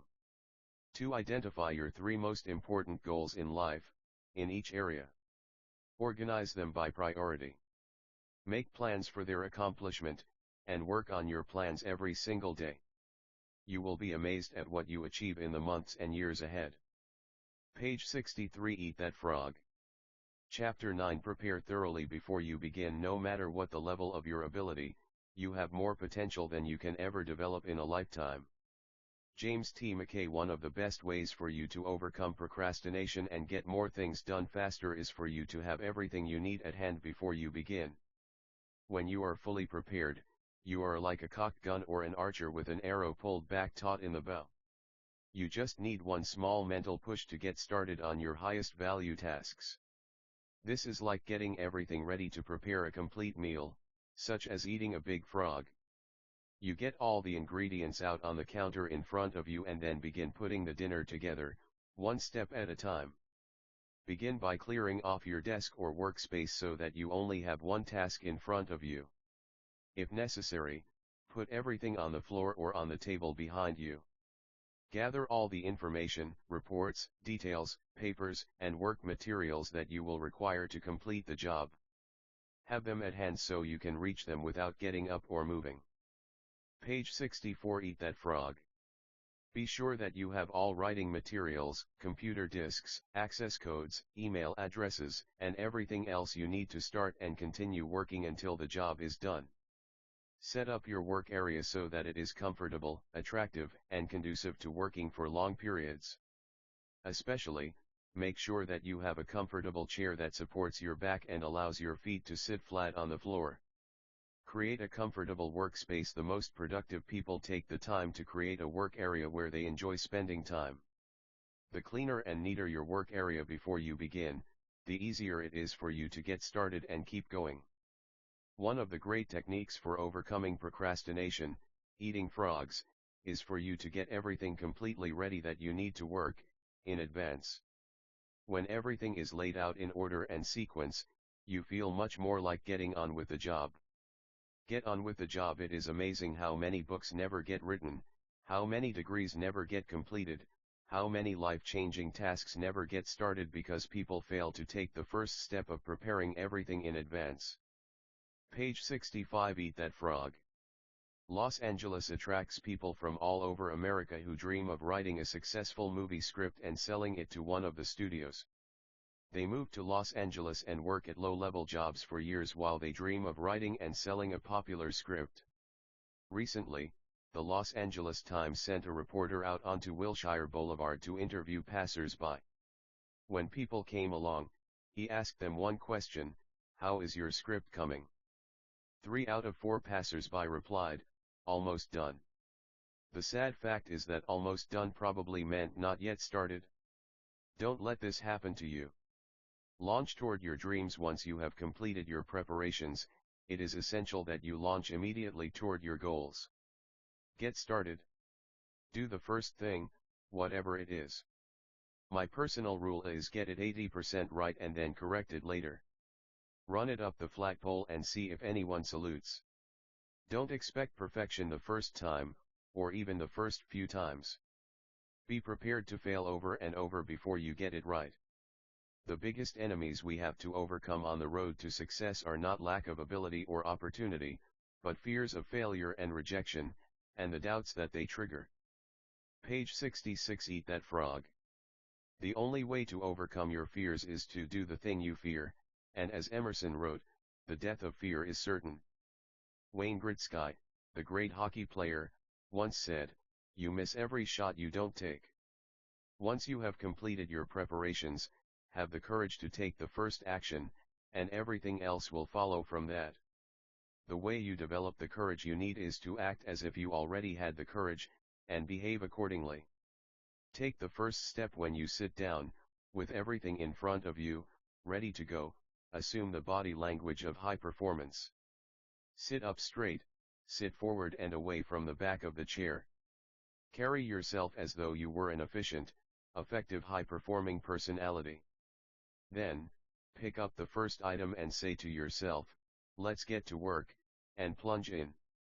And once you've started, keep going until the job is finished. Eat that frog. 1. Take a good look at your desk or office, both at home and at the office. Ask yourself, what kind of a person works in an environment like that? The cleaner and neater your work environment, the more positive, productive, and confident you feel. Page 67. Eat that frog. 2. Resolve today to clean up your desk and office completely so that you feel effective, efficient, and ready to get going each time you sit down to work. Page 68. Eat that frog.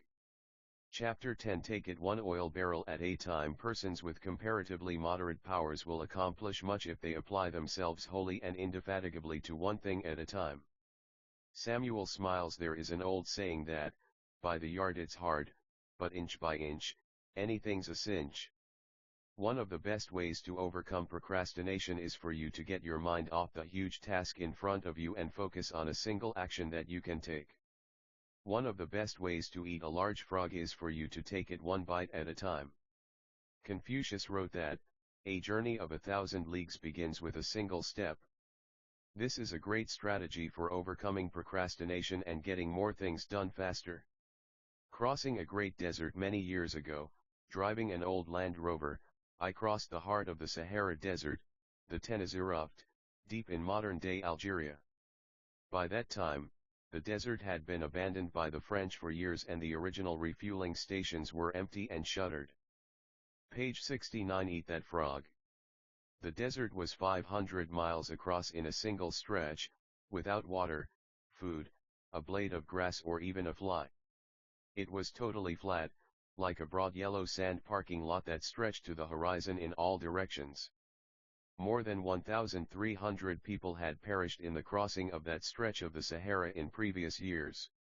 Often drifting sands had obliterated the track across the desert and the travelers had gotten lost in the night, never to be found again alive. To counter this lack of features in the terrain as you crossed that flat wasteland, the French had marked the track with black, 55-gallon oil drums, 5 kilometers apart, which was exactly the curvature of the earth. Because of this, wherever you were in the daytime, you could see 2 oil barrels, the one you had just passed and the one 5 kilometers ahead. And that was all you needed to stay on course. All you had to do was to steer for the next oil barrel. As a result, we were able to cross the biggest desert in the world by simply taking it one oil barrel at a time. Take it one step at a time. In the same way, you can accomplish the biggest task in your life by disciplining yourself to take it just one step at a time. Your job is to go as far as you can see.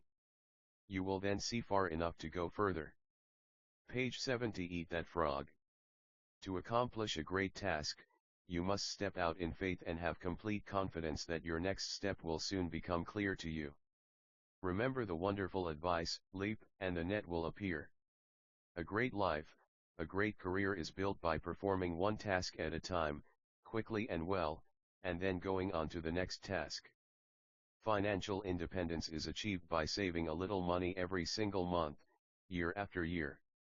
Health and fitness are accomplished by just eating a little less and exercising a little more, day after day and month after month. You can overcome procrastination and accomplish extraordinary things by just taking the first step, by getting started toward your goal, and by then taking it one step, one oil barrel at a time. Eat that frog. 1. Select any goal, task, or project in your life where you have been procrastinating and make a list of all the steps you will need to take to eventually complete the task. 2. Then take just one step immediately. Sometimes, all you need to do to get started is to sit down and complete one item on the list. And then do one more, and so on. You will be amazed at what you eventually accomplish. Page 71. Eat that frog. Chapter 11. Upgrade your key skills. The only certain means of success is to render more and better service than is expected of you, no matter what your task may be.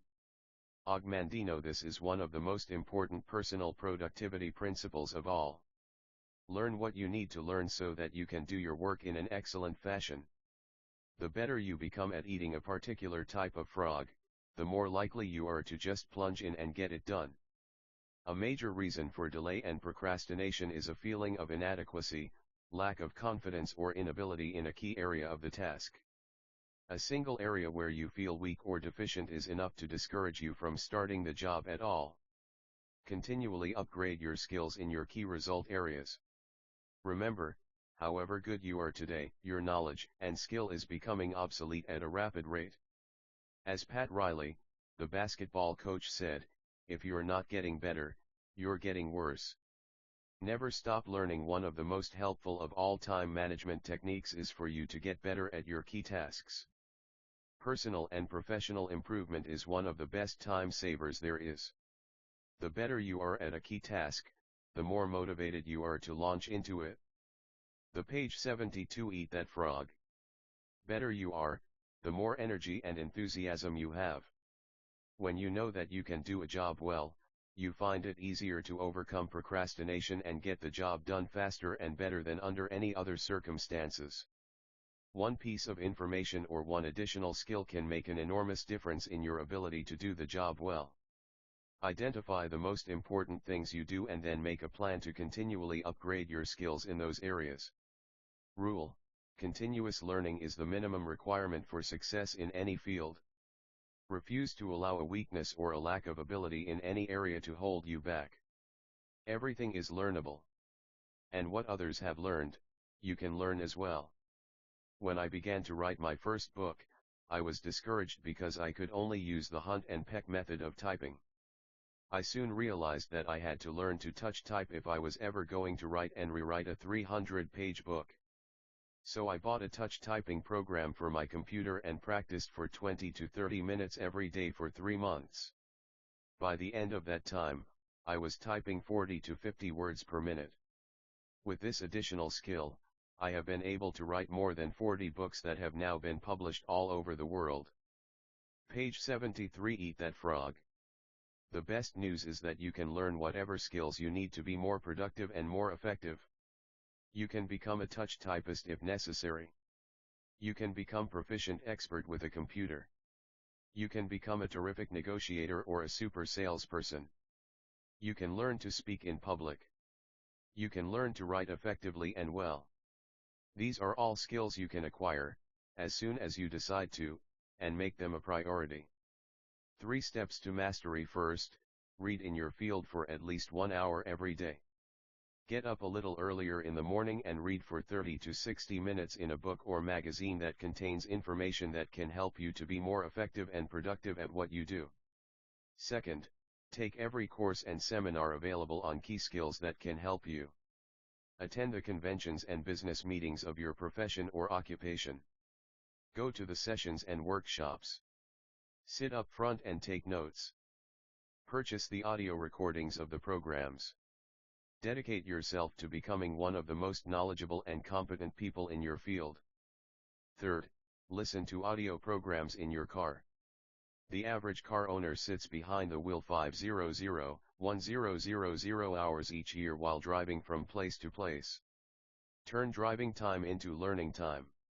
You can become one of the smartest, most capable, and highest paid people in your field simply by listening to educational audio programs as you drive around. Page 74. Eat that frog. The more you learn and know, the more confident and motivated you feel. The better you become, the more capable you will be of doing even more in your field. The more you learn, the more you can learn. Just as you can build your physical muscles through physical exercise, you build your mental muscles with mental exercises. And there is no limit to how far or how fast you can advance except for the limits you place on your own imagination. Eat that frog. 1. Resolve today to become a do-it-to-yourself project. Become a lifelong student of your craft. School is never out for the professional. 2. Identify the key skills that can help you the most to achieve better and faster results. Determine the core competencies that you will need to have in the future to lead your field. Whatever they are, set a goal, make a plan and begin developing and increasing your ability in those areas. Decide to be the very best at what you do. Page 75. Eat that frog. Chapter 12. Leverage your special talents. Do your work. Not just your work and no more, but a little more for the lavishing's sake, that little more that is worth all the rest. Dean Briggs. You are remarkable. You have special talents and abilities that make you different from every other person who has ever lived. There are frogs you can eat, or learn to eat, that can make you one of the most important people in your business or organization. There are certain things that you can do, or that you can learn to do, that can make you extraordinarily valuable to yourself and to others. Your job is to identify your special areas of uniqueness and then to commit yourself to becoming very, very good in those areas. Increase your earning ability. Your most valuable asset, in terms of cash flow, is your earning ability. Your ability to work enables you to bring tens of thousands of dollars into your life every year by simply applying your knowledge and skills to your world. This is your ability to eat specific frogs faster and better than others. You could lose everything you own, your house, your car, your job, your bank account, but as long as you still had your earning ability, you could make it all back and more besides. Page 76. Eat that frog. Take stock of your unique talents and abilities on a regular basis. What is it that you do especially well? What are you good at? What do you do easily and well that is difficult for other people? Looking back at your career, what has been most responsible for your success in life and work to date? What have been the most significant frogs you have eaten in the past? Do what you love to do. You are designed in such a way that you will most enjoy doing the very things that you have the ability to be the very best at. What is it that you enjoy the most about your work? What kind of frogs do you most enjoy eating? The very fact that you enjoy something means that you probably have within yourself the capability to be excellent in that area. One of your great responsibilities in life is for you to decide for yourself what it is that you really love to do and then to throw your whole heart into doing that special thing very, very well. Look at your various tasks and responsibilities. What is it that you do that gets you the most compliments and praise from other people? What do you do that positively affects the work and performance of other people more than anyone else? Successful people are invariably those who have taken the time to identify what they do well and most enjoy. They know what they do. Page 77. Eat that frog. That really makes a difference in their work, and they then concentrate on that task or area of activity exclusively. You should always focus your best energies and abilities on starting and completing those key tasks where your unique talents and abilities enable you to do it well and make a significant contribution. You cannot do everything, but you can do those few things in which you excel, the few things that can really make a difference. Eat that frog. 1. Continually ask yourself these key questions. What am I really good at? What do I enjoy the most about my work? What has been most responsible for my success in the past? If I could do any job at all, what job would it be? If you won the lottery or came into an enormous amount of money, and you could choose any job or any part of a job to do for the indefinite future, what work would you choose? 2. Develop a personal plan to prepare yourself to do your most important tasks in an excellent fashion. Focus on those areas where you have special talents, and which you most enjoy doing. This is the key to unlocking your personal potential. Page 78. Eat that frog. Chapter 13, Identify your key constraints. Concentrate all your thoughts on the task at hand. The sun's rays do not burn until brought to a focus. Alexander Graham Bell. Between where you are today, and any goal or objective that you want to accomplish, there is one major constraint that must be overcome before you can achieve that major goal. Your job is to identify it clearly. Ask yourself these questions: what is holding you back? What sets the speed at which you achieve your goals? What determines how fast you move from where you are to where you want to go? What stops you or holds you back from eating the frogs that can really make a difference? Why aren't you at your goal already? These are some of the most important questions you will ever ask and answer, achieving high levels of personal productivity and effectiveness. Whatever you have to do, there is always a limiting factor that determines how quickly and well you get it done. Your job is to study the task and identify the limiting factor or constraint within it. You must then focus all of your energies on alleviating that single choke point. Page 79. Eat that frog. Identify the limiting factor in virtually every task, large or small. There is a single factor that sets the speed at which you achieve the goal or complete the job. What is it? Concentrate your mental energies on that one key area. This can be the most productive use of your time and talents. This constraint may be a person whose help or decision you need, a resource that you require, a weakness in some part of the organization, or something else. But it's the limiting factor always there, and it is always your job to find it. For example, the purpose of a business is to create and keep a customer. By doing this in sufficient quantities, the company makes a profit and continues to grow and flourish. In every business there is a limiting factor or choke point that determines how quickly and well the company achieves this purpose. It may be the marketing, the level of sales, or the sales force itself. It may be the costs of operation or the methods of production. It may be the level of cash flow or costs. The success of the company may be determined by the competition, the customers, or the current marketplace. One of these factors, more than anything else, determines how quickly the company achieves its goals of growth and profitability. What is it? The accurate identification of the limiting factor in any process and the focus on that factor can usually bring about more progress in a shorter period of time than any other single activity. Page 80. Eat that frog. The 80-20th rule applied to constraints. The 80-20th rule also applies to the constraints in your life and in your work. What this means is that 80% of the constraints, the factors that are holding you back from achieving your goals, are internal. They are within yourself, within your own personal qualities, abilities, habits, disciplines, or competencies. Or they are contained within your own company or organization. Only 20% of the limiting factors are external to you or to your organization. Only 20% are on the outside, in the form of competition, markets, governments, or other organizations.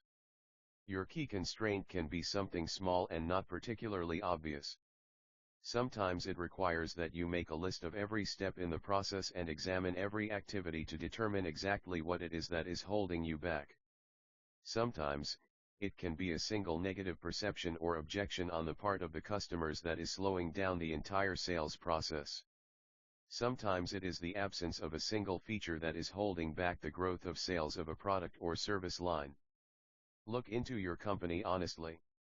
Look within your boss, your co-workers, and members of your staff to see if there is a key weakness that is holding you or the company back, which is acting as a brake on the achievement of your key goals. Page 81. Look into yourself. Eat that frog. In your own life, you must have the honesty to look deeply into yourself for the limiting factor or limiting skill that sets the speed at which you achieve your own personal goals.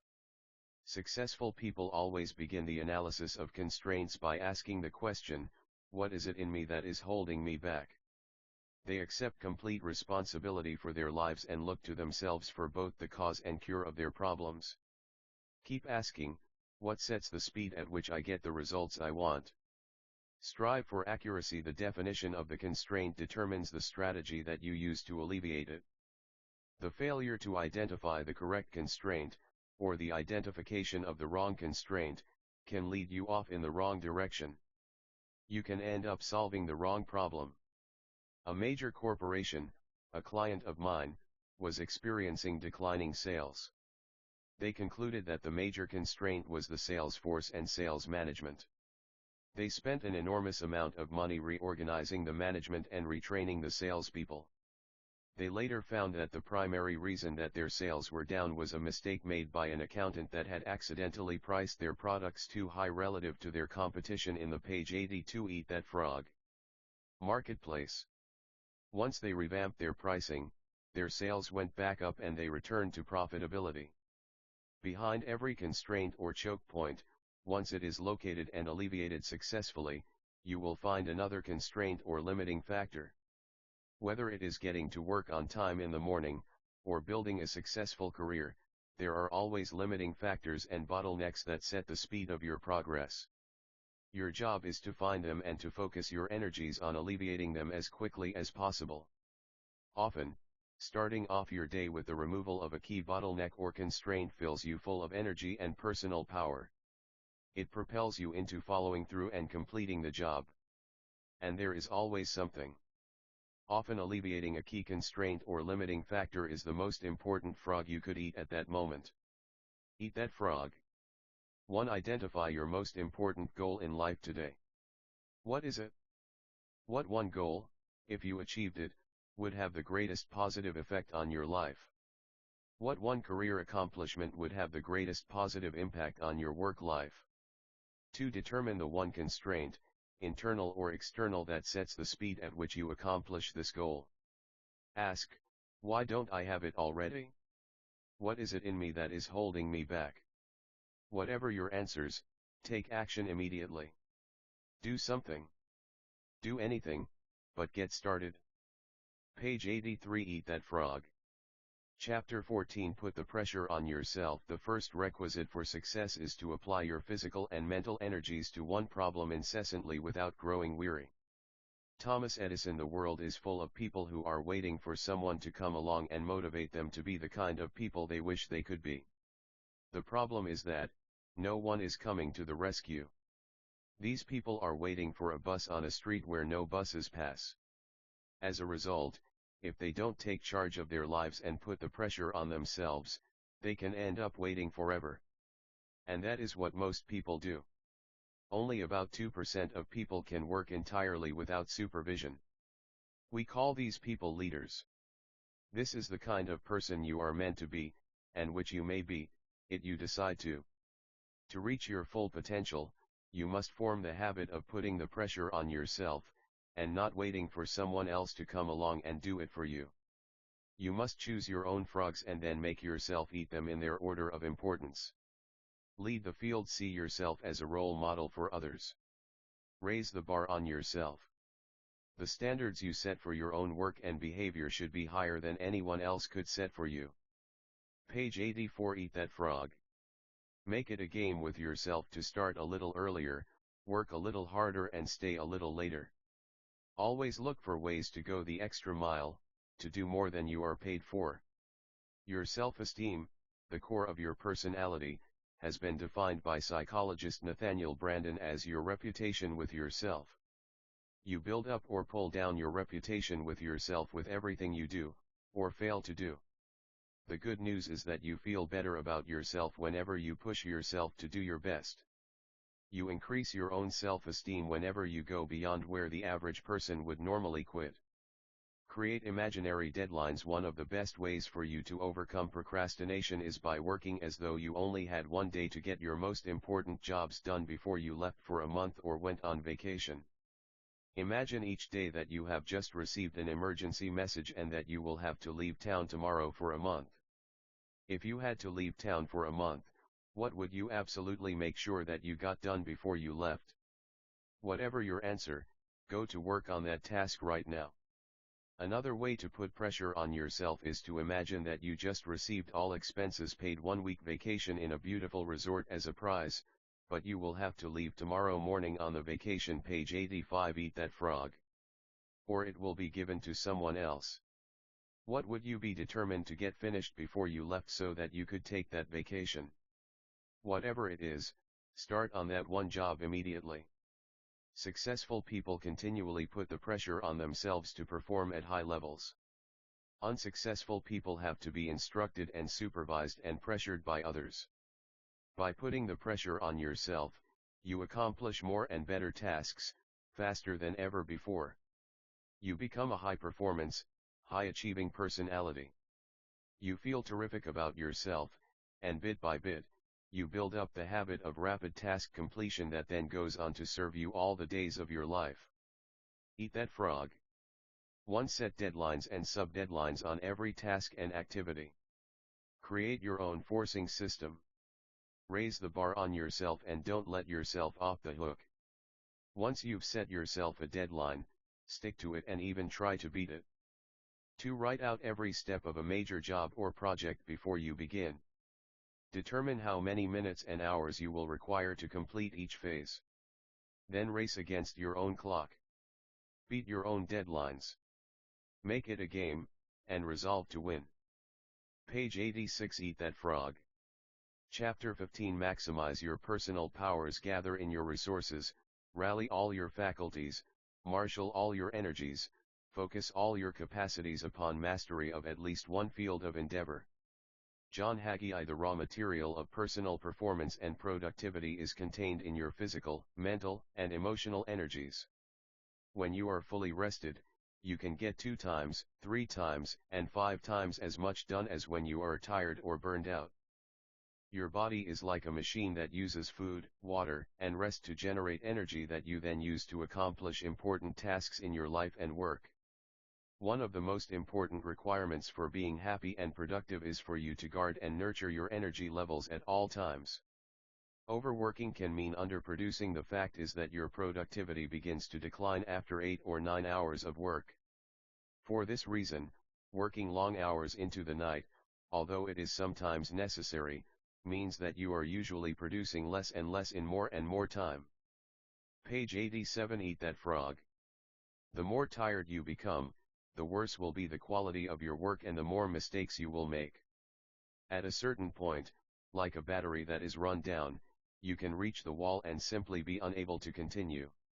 Work at your own pace. There are specific times during the day when you are at your best. You need to identify these times and discipline yourself to use them on your most important and challenging tasks. Most people are at their best in the mornings, after a good night's sleep. Some people are better in the afternoons. A few people are most creative and productive in the evenings or late at night.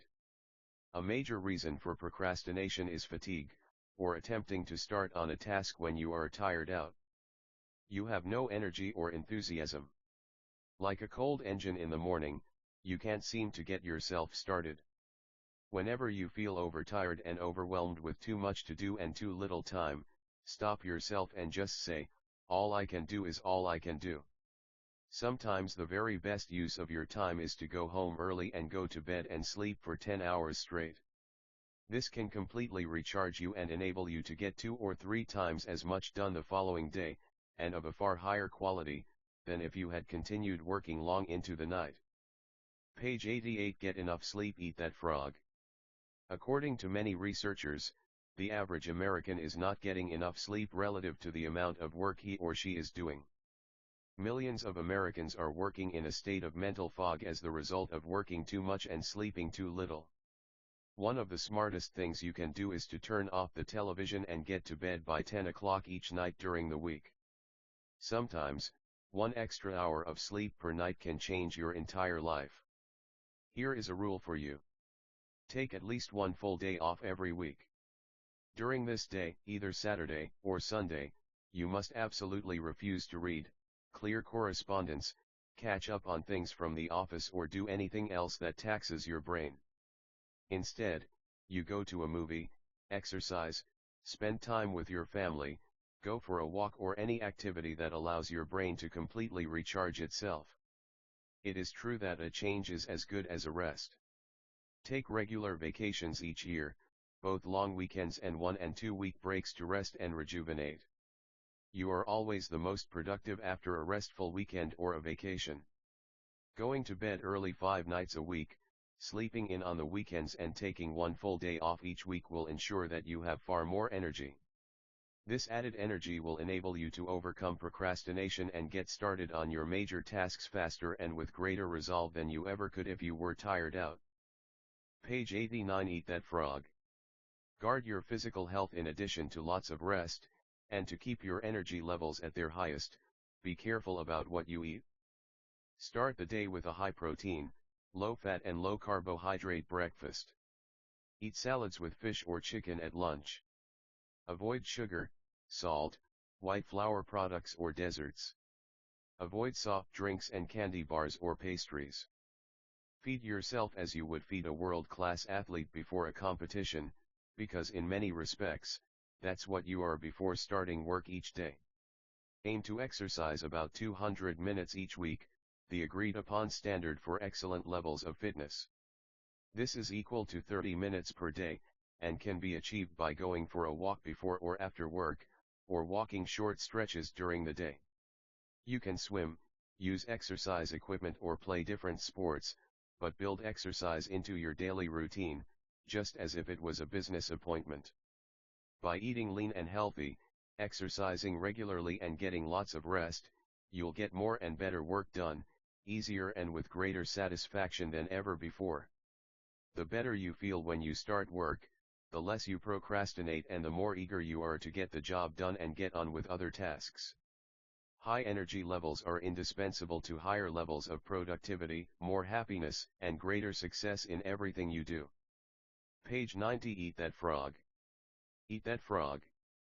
1. Analyze your current energy levels and compare them with your daily health habits. Resolve today to improve your levels of health and energy by asking the following questions. 1. What am I doing physically that I should do more of? 2. What am I doing that I should do less of? 3. What am I not doing that I should start doing if I want to perform at my best? 4. What am I doing today that affects my health that I should stop doing altogether? 2. Select one activity or behavior that you can change immediately to improve your overall levels of health and energy. Practice that one action over and over until it becomes a habit. Then select a second way to improve and begin on that. Whatever your answers are to these questions, take action today. Page 91. Eat that frog. Chapter 16. Motivate yourself into action. It is in the compelling zest of high adventure and of victory, and of creative action that man finds his supreme joys. Antoine de Saint-Exupéry. To perform at your best, you must become your own personal cheerleader. You must develop a routine of coaching yourself and encouraging yourself to play at the top of your game. Most of your emotions, positive or negative, are determined by how you talk to yourself on a minute-to-minute basis. It is not what happens to you but the way that you interpret the things that are happening to you that determines how you feel. It is your version of events that largely determines whether they motivate or demotivate you, whether they energize or de-energize you. To keep yourself motivated, you must resolve to become a complete optimist. You must determine to respond positively to the words, actions, and reactions of the people and situations around you. You must refuse to let the unavoidable difficulties and setbacks of daily life affect your mood or emotions. Control your inner dialogue. Your level of self-esteem, how much you like and respect yourself, is central to your levels of motivation and persistence. You should talk. Page 92. Eat that frog. To yourself positively all the time to boost your self-esteem. Say things like, I like myself. I like myself, over and over until you begin to believe it and behave like a person with a high-performance personality. To keep yourself motivated, and to overcome feelings of doubt or fear, continually tell yourself, I can do it. I can do it. When people ask you how you are, always tell them, I feel terrific. No matter how you really feel at the moment, or what is happening in your life, resolve to remain cheerful and upbeat. As Viktor Frankl wrote in his best-selling book, Logotherapy, the last great freedom of mankind is the freedom to choose your attitude under any set of external conditions. Refuse to complain about your problems. Keep them to yourself. As speaker/humorist Ed Foreman says, You should never share your problems with others because 80% of people don't care about them anyway, and the other 20% are kind of glad that you've got them in the first place. Develop a positive mental attitude. In Martin Seligman's 22-year study at the University of Pennsylvania, summarized in his book, Learned Optimism, he determined that optimism is the most important quality you can develop. For page 93, Eat That Frog. Personal and professional success and happiness. Optimistic people seem to be more effective in almost every area of life. It turns out that optimists have 3 special behaviors, all learned through practice and repetition. First, optimists look for the good in every situation. No matter what goes wrong, they always look for something good or beneficial. And not surprisingly, they always seem to find it. Second, optimists always seek the valuable lesson in every setback or difficulty. They believe that difficulties come not to obstruct, but to instruct. They believe that each setback or obstacle contains a valuable lesson they can learn and grow from, and they are determined to find it. Third, optimists always look for the solution to every problem. Instead of blaming or complaining when things go wrong, they become action-oriented. They ask questions like, what's the solution? What can we do now? What's the next step? Third, optimists think and talk continually about their goals. They think about what they want and how to get it, most of the time. They think and talk about the future and where they are going rather than the past and where they came from. They are always looking forward rather than backward. When you continually visualize your goals and ideals and talk to yourself in a positive way, you feel more focused and energized. You page 94 Eat That Frog. Feel more confident and creative. You experience a greater sense of control and personal power. And the more positive and motivated you feel, the more eager you are to get started and the more determined you are to keep going. Eat that frog. 1. Control your thoughts. Remember, you become what you think about most of the time. Be sure that you are thinking and talking about the things you want rather than the things you don't want. 2. Keep your mind positive by accepting complete responsibility for yourself and for everything that happens to you. Refuse to criticize, complain, or blame others for anything. Resolve to make progress rather than excuses. Keep your thoughts and your energy focused forward, on the things you can do right now to improve your life, and let the rest go. Page 95 Eat That Frog. Chapter 17 Get out of the technological time sinks. There is more to life than just increasing its speed. Gandhi. Technology can be your best friend or your worst enemy. As we race into the 21st century, bombarded by information from all sides, many people seem to have an irresistible, if not obsessive, need to communicate continually and non-stop with people everywhere in their personal and business lives. This incessant, non-stop compulsion to communicate, entailing the continuous use of cell phones, Blackberries, personal digital assistants, internet both wireless and connected, and various contact management systems like Microsoft Outlook, Maximizer, and others, tends to leave a person psychologically breathless. He or she has no time to stop, smell the roses and collect his thoughts. You have a choice. At the same time, there are many high-powered, hard-working, highly productive people functioning in the dead center of communications technology who are not overwhelmed by technology. They seem to have their lives largely under control. Bill Gross, manager of more than $600 billion in fixed income funds and bonds, is famous for exercising regularly and meditating. Page 96 Eat That Frog. Daily to keep centered while using no technology at all. He turns off his cell phone, cuts off his live phone, leaves his BlackBerry in his office, and goes about his daily business without the continuous interruptions of people who have an overwhelming need to stay connected. And he says that he never misses an important message. For you to stay calm, clear-headed, and capable of performing at your best, you need to detach on a regular basis from the technology and communication devices that can overwhelm you if you are not careful. Don't become addicted. In Washington not long ago, I was at a business luncheon with a roomful of high-level executives. Prior to the beginning the luncheon, One of the organizers stood up and gave a short grace. Everyone bowed their head. When the grace was over, the luncheon began.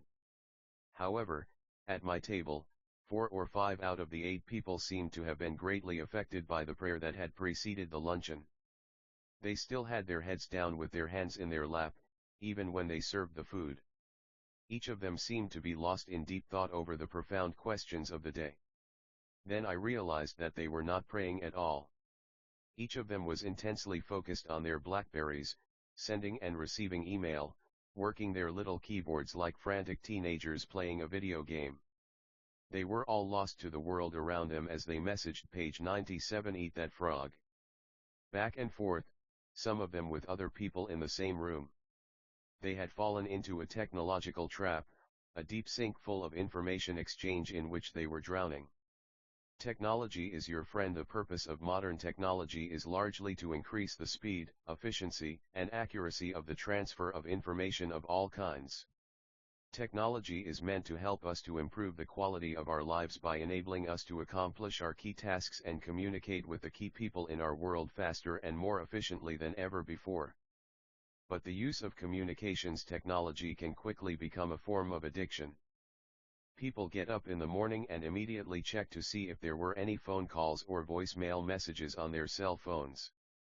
They then race to their computers to pull up their email to see if anyone communicated with them overnight.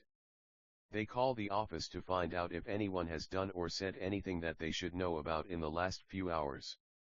They check their Microsoft Outlook, their personal digital assistants, their BlackBerries, and whatever other form of communications technology they are using every 5 or 6 minutes to make sure that they are not missing anything. This has to stop before it gets out of control. Take back your time. One of my clients, with distributors in 19 states, found himself bound and chained to his computer, receiving and responding to emails page 98 "Eat that frog." Several hours each day. The more time he spent at his computer, the fewer of his other important tasks he was able to get done. The stress of these tasks, building up like an avalanche overhang, started to affect his personality, his health, and his sleeping habits. Using the principles taught in Eat That Frog, we taught him about the 80-20th rule and how it applies to emails. Fully 80% of the emails that you receive are of no value, and should not even be opened. They should be deleted immediately. Of the remaining 20%, only 20% of those, or 4% of your emails, actually require an immediate response of some kind. The other 16% can be ignored temporarily, or transferred to an action folder where they can be dealt with one at a time. Standardize and delegate. My client felt that there was no one who had the ability to sort out his emails, more than 300 per day, and that he had to do it all himself, no matter how much time it took. We encouraged him to sit down with his secretary and go through his emails, showing her which ones were important, which ones were unimportant, and how to deal with the most common questions and requests. To his surprise, within 2 hours, his secretary knew enough to handle most of his emails for him. From then on, she would come in each morning and delete the 80% of emails that were of no value. She would transfer the essential emails requesting personal action by her page 99 "Eat That Frog" boss into a separate folder. If there were a question on an email, she would transfer it to a process folder for him to look at his convenience. At our next meeting, he told me that he had tracked the time savings of this simple exercise and calculated that he was now saving 23 hours per week of work that he could then spend eating his frogs, and getting his most important tasks completed. This simple exercise transformed his life, reduced his stress levels, improved his health and energy, and made him a much more relaxed and positive person. Here is a question for you: how would your life change if you had an extra 23 hours each week, with which to think, work, plan, talk with key co-workers, or even go for a walk with your spouse? Refuse to be a slave. A journalist for Fortune magazine wrote recently that, when he arrived back at the office after a 2-week vacation, there were more than 700 emails waiting for him. He realized that it would take him a week to get through them all, during which time he wouldn't be able to tackle any of the projects waiting on his desk. For the first time in his email career, he took a deep breath, and punched the delete all button, erasing those 700 emails forever. Page 100. Eat that frog. He then turned and got busy with the projects that were really important to him and his company. His explanation was simple. He said, "I realized that, just because somebody sends me an email, it does not mean that they own a piece of my life in terms of my having to reply to them, now or ever. In addition, it occurred to me that if the email was really important, the sender would send it again. And that's exactly what happened. A servant, not a master, for you to be able to concentrate on those few things that make most of the difference in your business or personal life, you must discipline yourself to use technology as a servant, not a master. Technology is there to help you, not to hinder you.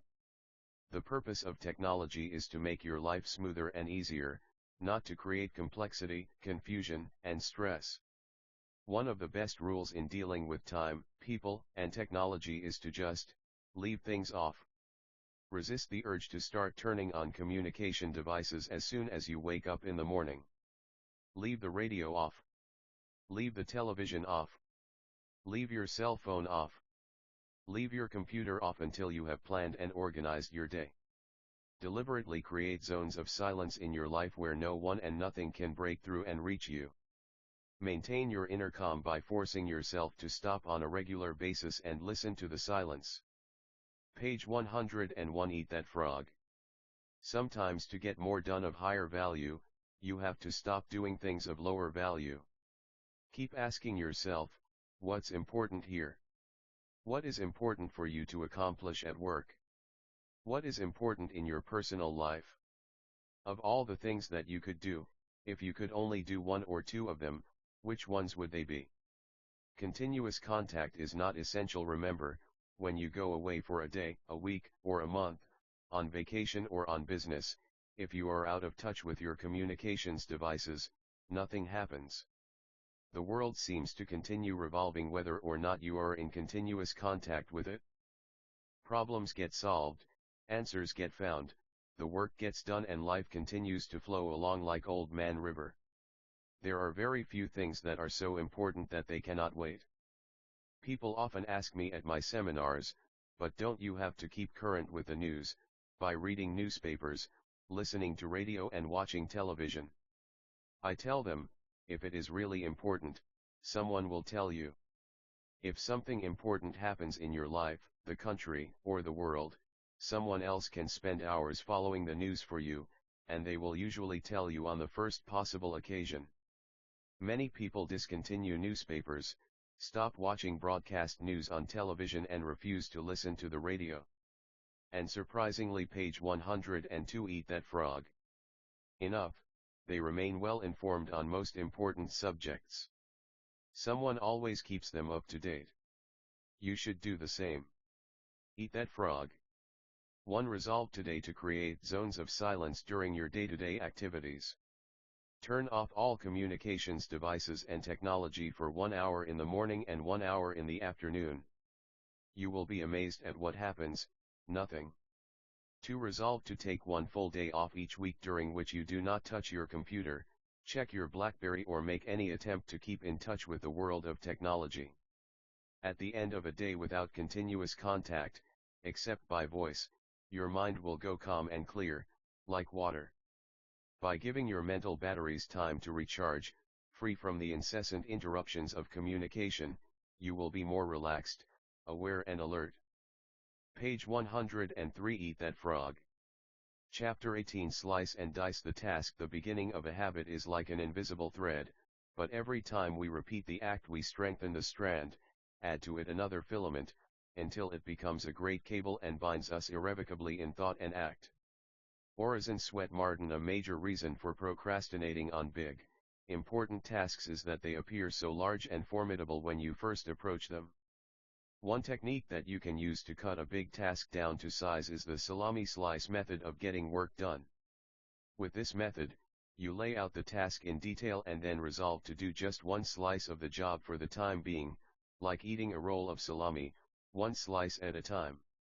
Or like eating an elephant one bite at a time. Psychologically, you will find it easier to do a single, small piece of a large project than to start on the whole job. Often, once you have started and completed a single part of the job, you will feel like doing just one more slice. Soon, you will find yourself working through the job one part at a time, and before you know it, the job will be completed. Page 104. Eat that frog. Develop a compulsion to closure. An important point to remember is that you have deep within you an urge to completion, or what is often referred to as a compulsion to closure. This means that you actually feel happier and more powerful when you start and complete a task of any kind. You satisfy a deep subconscious need to bring finality to a job or project. This sense of completion or closure motivates you to start into the next task or project and then to persist toward final completion. This act of completion triggers that release of endorphins in your brain that we talked about earlier. And the bigger the task you start and complete, the better and more elated you feel. The bigger the frog you eat, the greater the surge of personal power and energy you will experience. When you start and finish a small piece of a task, you feel motivated to start and finish another part, and then another, and so on. Each small step forward energizes you. You soon develop an inner drive that motivates you to carry through to completion. This completion gives you the great feeling of happiness and satisfaction that accompanies any success. Page 105. Eat that frog. Swiss cheese your tasks. Another technique you can use to get yourself going is called the Swiss cheese method of working. You use this technique to get yourself into gear by resolving to punch a hole into the task, like a hole in a block of Swiss cheese. You Swiss cheese a task when you resolve to work for a specific time period on a task.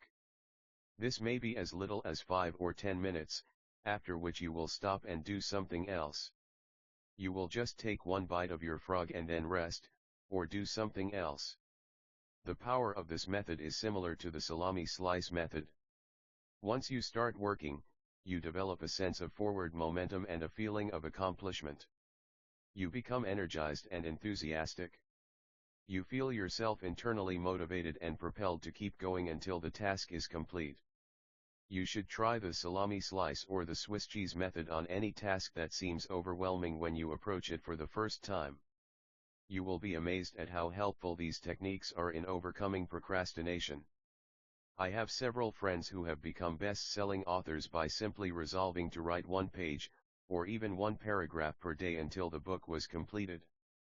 And you can do the same. Page 106. Eat that frog. Eat that frog. 1. Put one of these techniques into action immediately.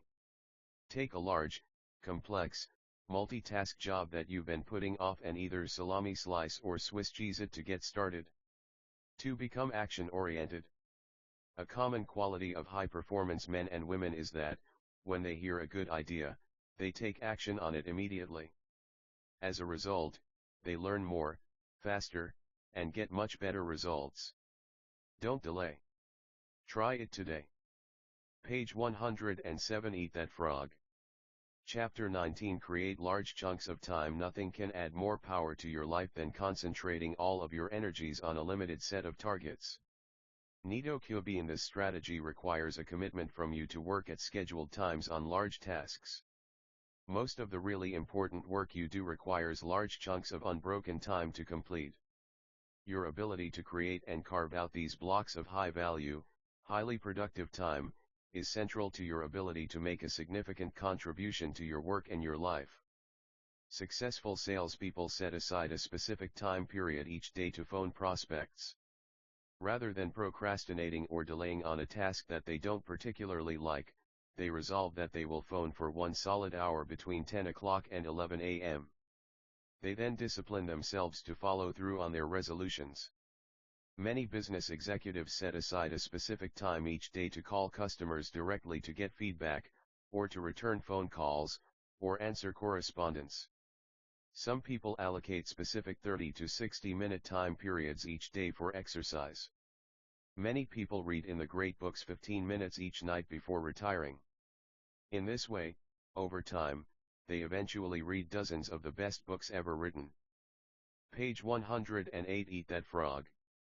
Schedule blocks of time. The key to the success of this method of working in specific time segments is for you to plan your day in advance and specifically schedule a fixed time period for a particular activity or task. You make work appointments with yourself and then discipline yourself to keep them. You set aside 30, 60 and 90-minute time segments that you use to work on and complete important tasks. Many highly productive people schedule specific activities in pre-planned time slots all day long. These people build their work lives around accomplishing key tasks one at a time. As a result, they become more and more productive and eventually produce 2 times, 3 times, and 5 times as much as the average person. Use a time planner. A time planner, broken down by day, hour, and minute, organized in advance, can be one of the most powerful, personal productivity tools of all. It enables you to see where you can consolidate and create blocks of time for concentrated work. During this working time, you turn off the telephone, eliminate all distractions and work non-stop.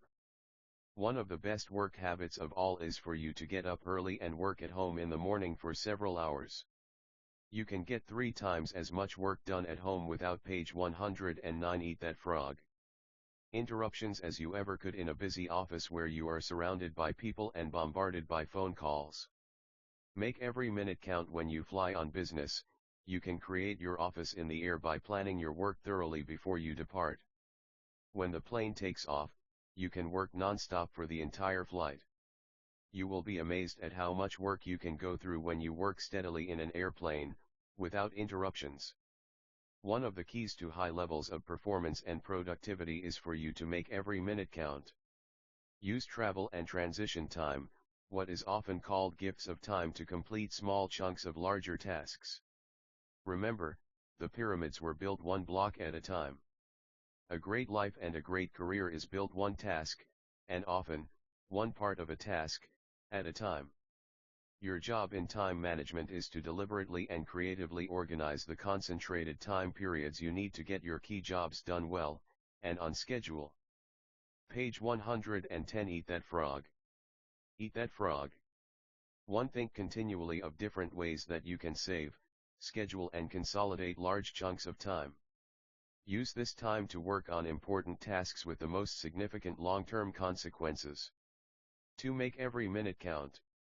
Work steadily and continuously without diversion or distraction by planning and preparing your work in advance. Most of all, keep focused on the most important results for which you are responsible. Page 111. Eat That Frog. Chapter 20. Develop a sense of urgency. Do not wait, the time will never be just right. Start where you stand, and work with whatever tools you may have at your command, and better tools will be found as you go along. Napoleon Hill. Perhaps the most outwardly identifiable quality of a high-performing man or woman is action orientation. They are in a hurry to get their key tasks completed. Highly productive people take the time to think, plan and set priorities. They then launch quickly and strongly toward their goals and objectives. They work steadily, smoothly, and continuously. As a result, they seem to power through enormous amounts of work in the same amount of time that the average person spends socializing, wasting time and working on low-value activities. Working in the zone. When you work on your most important tasks at a high and continuous level of activity, you can actually enter into an amazing mental state called flow. Almost everyone has experienced this at some time. Really successful people are those who get themselves into this state far more often than the average. Page 112. Eat That Frog. In the state of flow, which is the highest human state of performance and productivity, something almost miraculous happens to your mind and emotions. You feel elated and clear. Everything you do seems effortless and accurate. You feel happy and energized. You experience a tremendous sense of calm and increased personal effectiveness. In the state of flow, identified and talked about over the centuries, you actually function on a higher plane of clarity, creativity, and competence. You are more sensitive and aware. Your insight and intuition functions with incredible precision. You see the interconnectedness of people and circumstances around you. You often come up with brilliant ideas and insights that enable you to move ahead even more rapidly. Trigger yourself into high performance. One of the ways you can trigger this state of flow is by developing a sense of urgency. This is an inner drive and desire to get on with the job quickly and get it done fast. This inner drive is an impatience that motivates you to get going and to keep going. A sense of urgency feels very much like racing against yourself. With this ingrained sense of urgency, you develop a bias for action. You take action rather than talking continually about what you are going to do. You focus on specific steps you can take immediately. Page 113. Eat that frog. You concentrate on the things you can do right now to get the results you want and achieve the goals you desire. Fast tempo seems to go hand in hand with all great success. Developing this tempo requires that you start moving and keep moving at a steady rate. The faster you move, the more impelled you feel to do even more, even faster. You enter the zone. Build up a sense of momentum. When you regularly take continuous action toward your most important goals, you activate the momentum principle of success.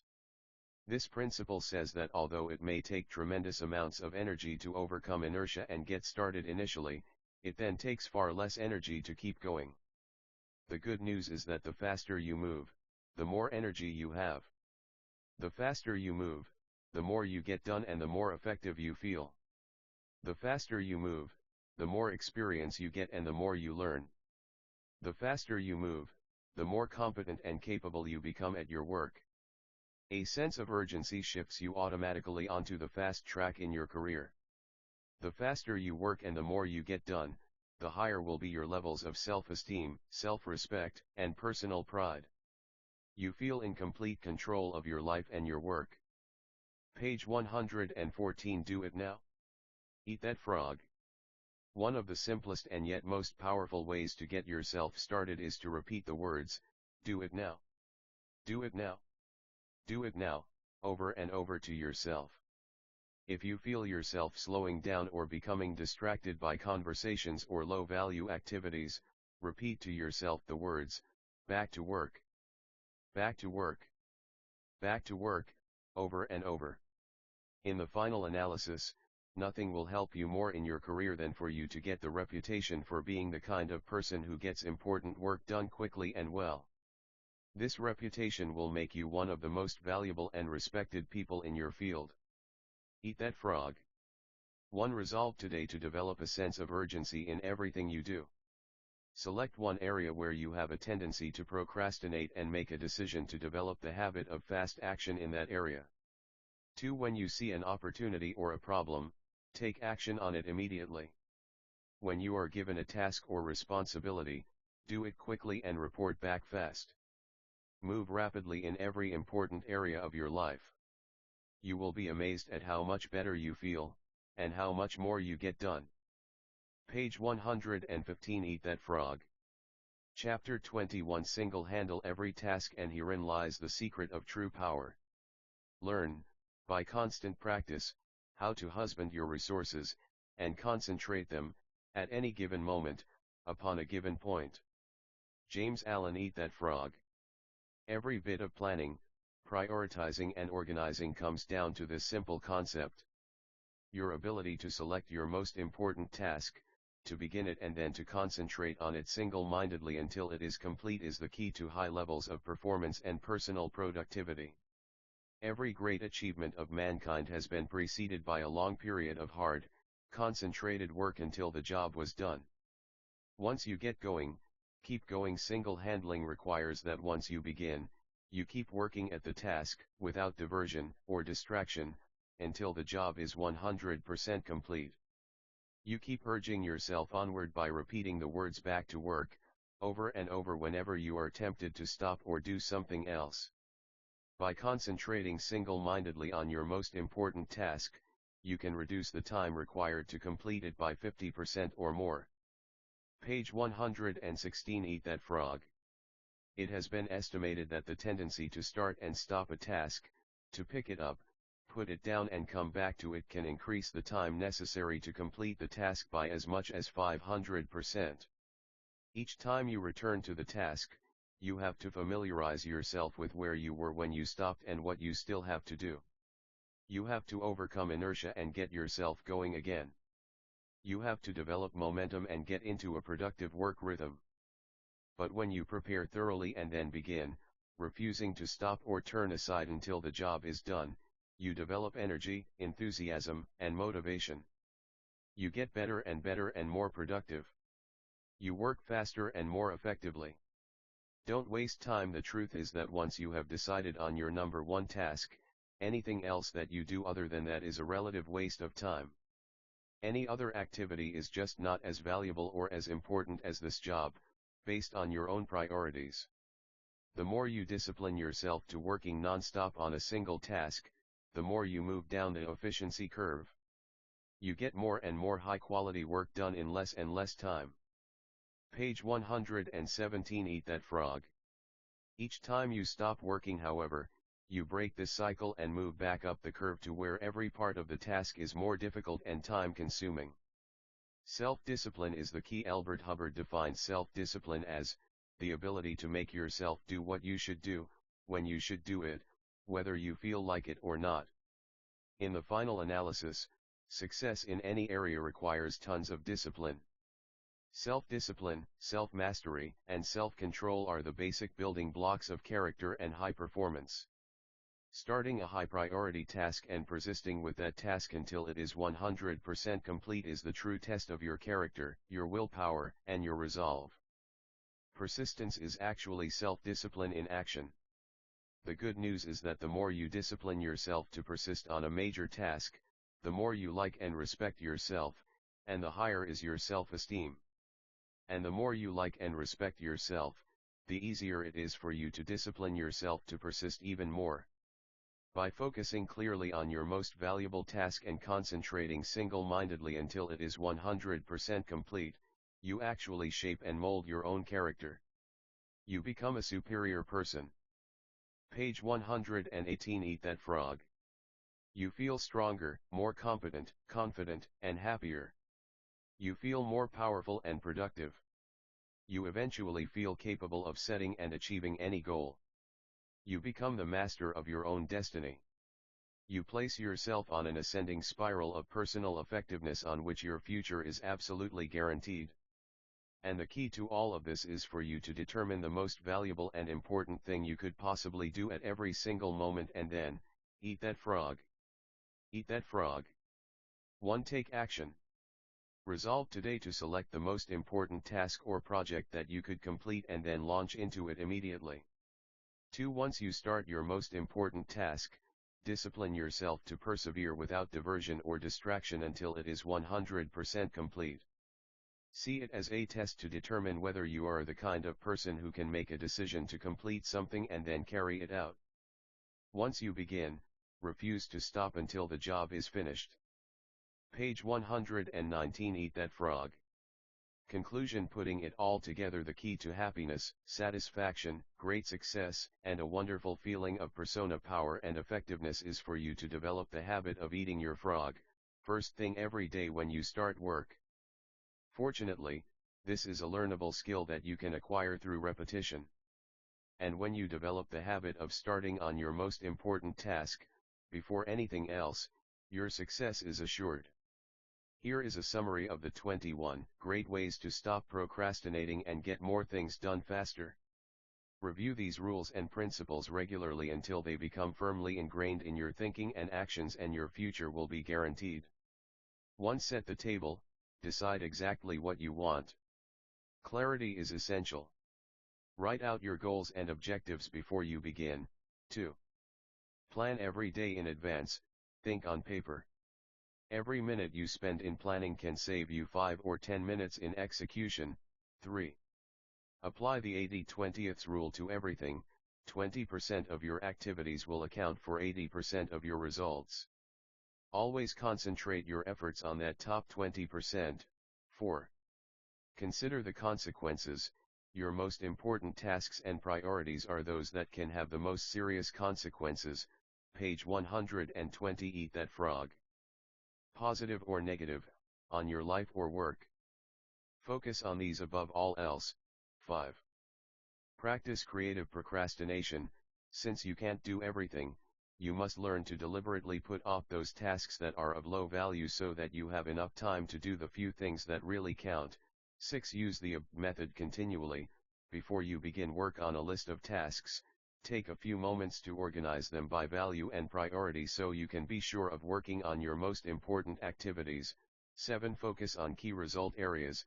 Identify and determine those results that you absolutely positively have to get to do your job well, and work on them all day long. 8. The law of 3.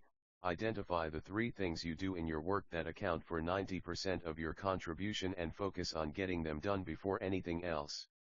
You will then have more time for your family and personal life. 9.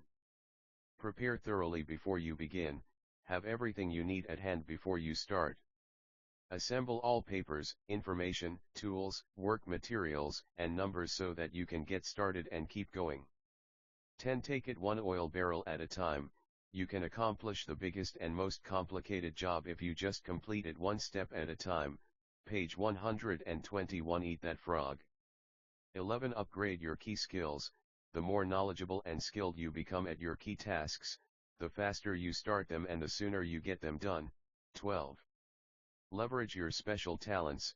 Determine exactly what it is that you are very good at doing, or could be very good at, and throw your whole heart into doing those specific things very, very well. 13. Identify your key constraints.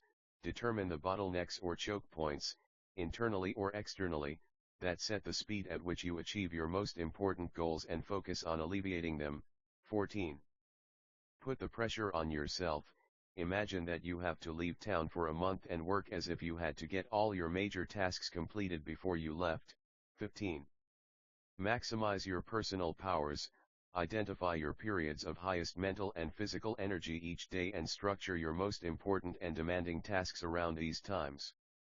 Get lots of rest so you can perform at your best. 16. Motivate yourself into action. Be your own cheerleader. Look for the good in every situation. Focus on the solution rather than the problem. Always be optimistic and constructive. 17. Get out of the technological time sinks. Use technology to improve the quality of your communications, but do not allow yourself to become a slave to. Learn to occasionally turn things off, and leave them off. Page 122. Eat that frog. 18. Slice and dice the task. Break large, complex tasks down into bite-sized pieces and then just do one small part of the task to get started. 19. Create large chunks of time. Organize your days around large blocks of time where you can concentrate for extended periods on your most important tasks. 20. Develop a sense of urgency. Make a habit of moving fast on your key tasks. Become known as a person who does things quickly and well. 21. Single-handle every task. Set clear priorities. Start immediately on your most important task and then work without stopping until the job is 100% complete. This is the real key to high performance and maximum personal productivity. Make a decision to practice these principles every day until they become second nature to you. With these habits of personal management as a permanent part of your personality, your future success will be unlimited. Just do it. Eat that frog. Page 123.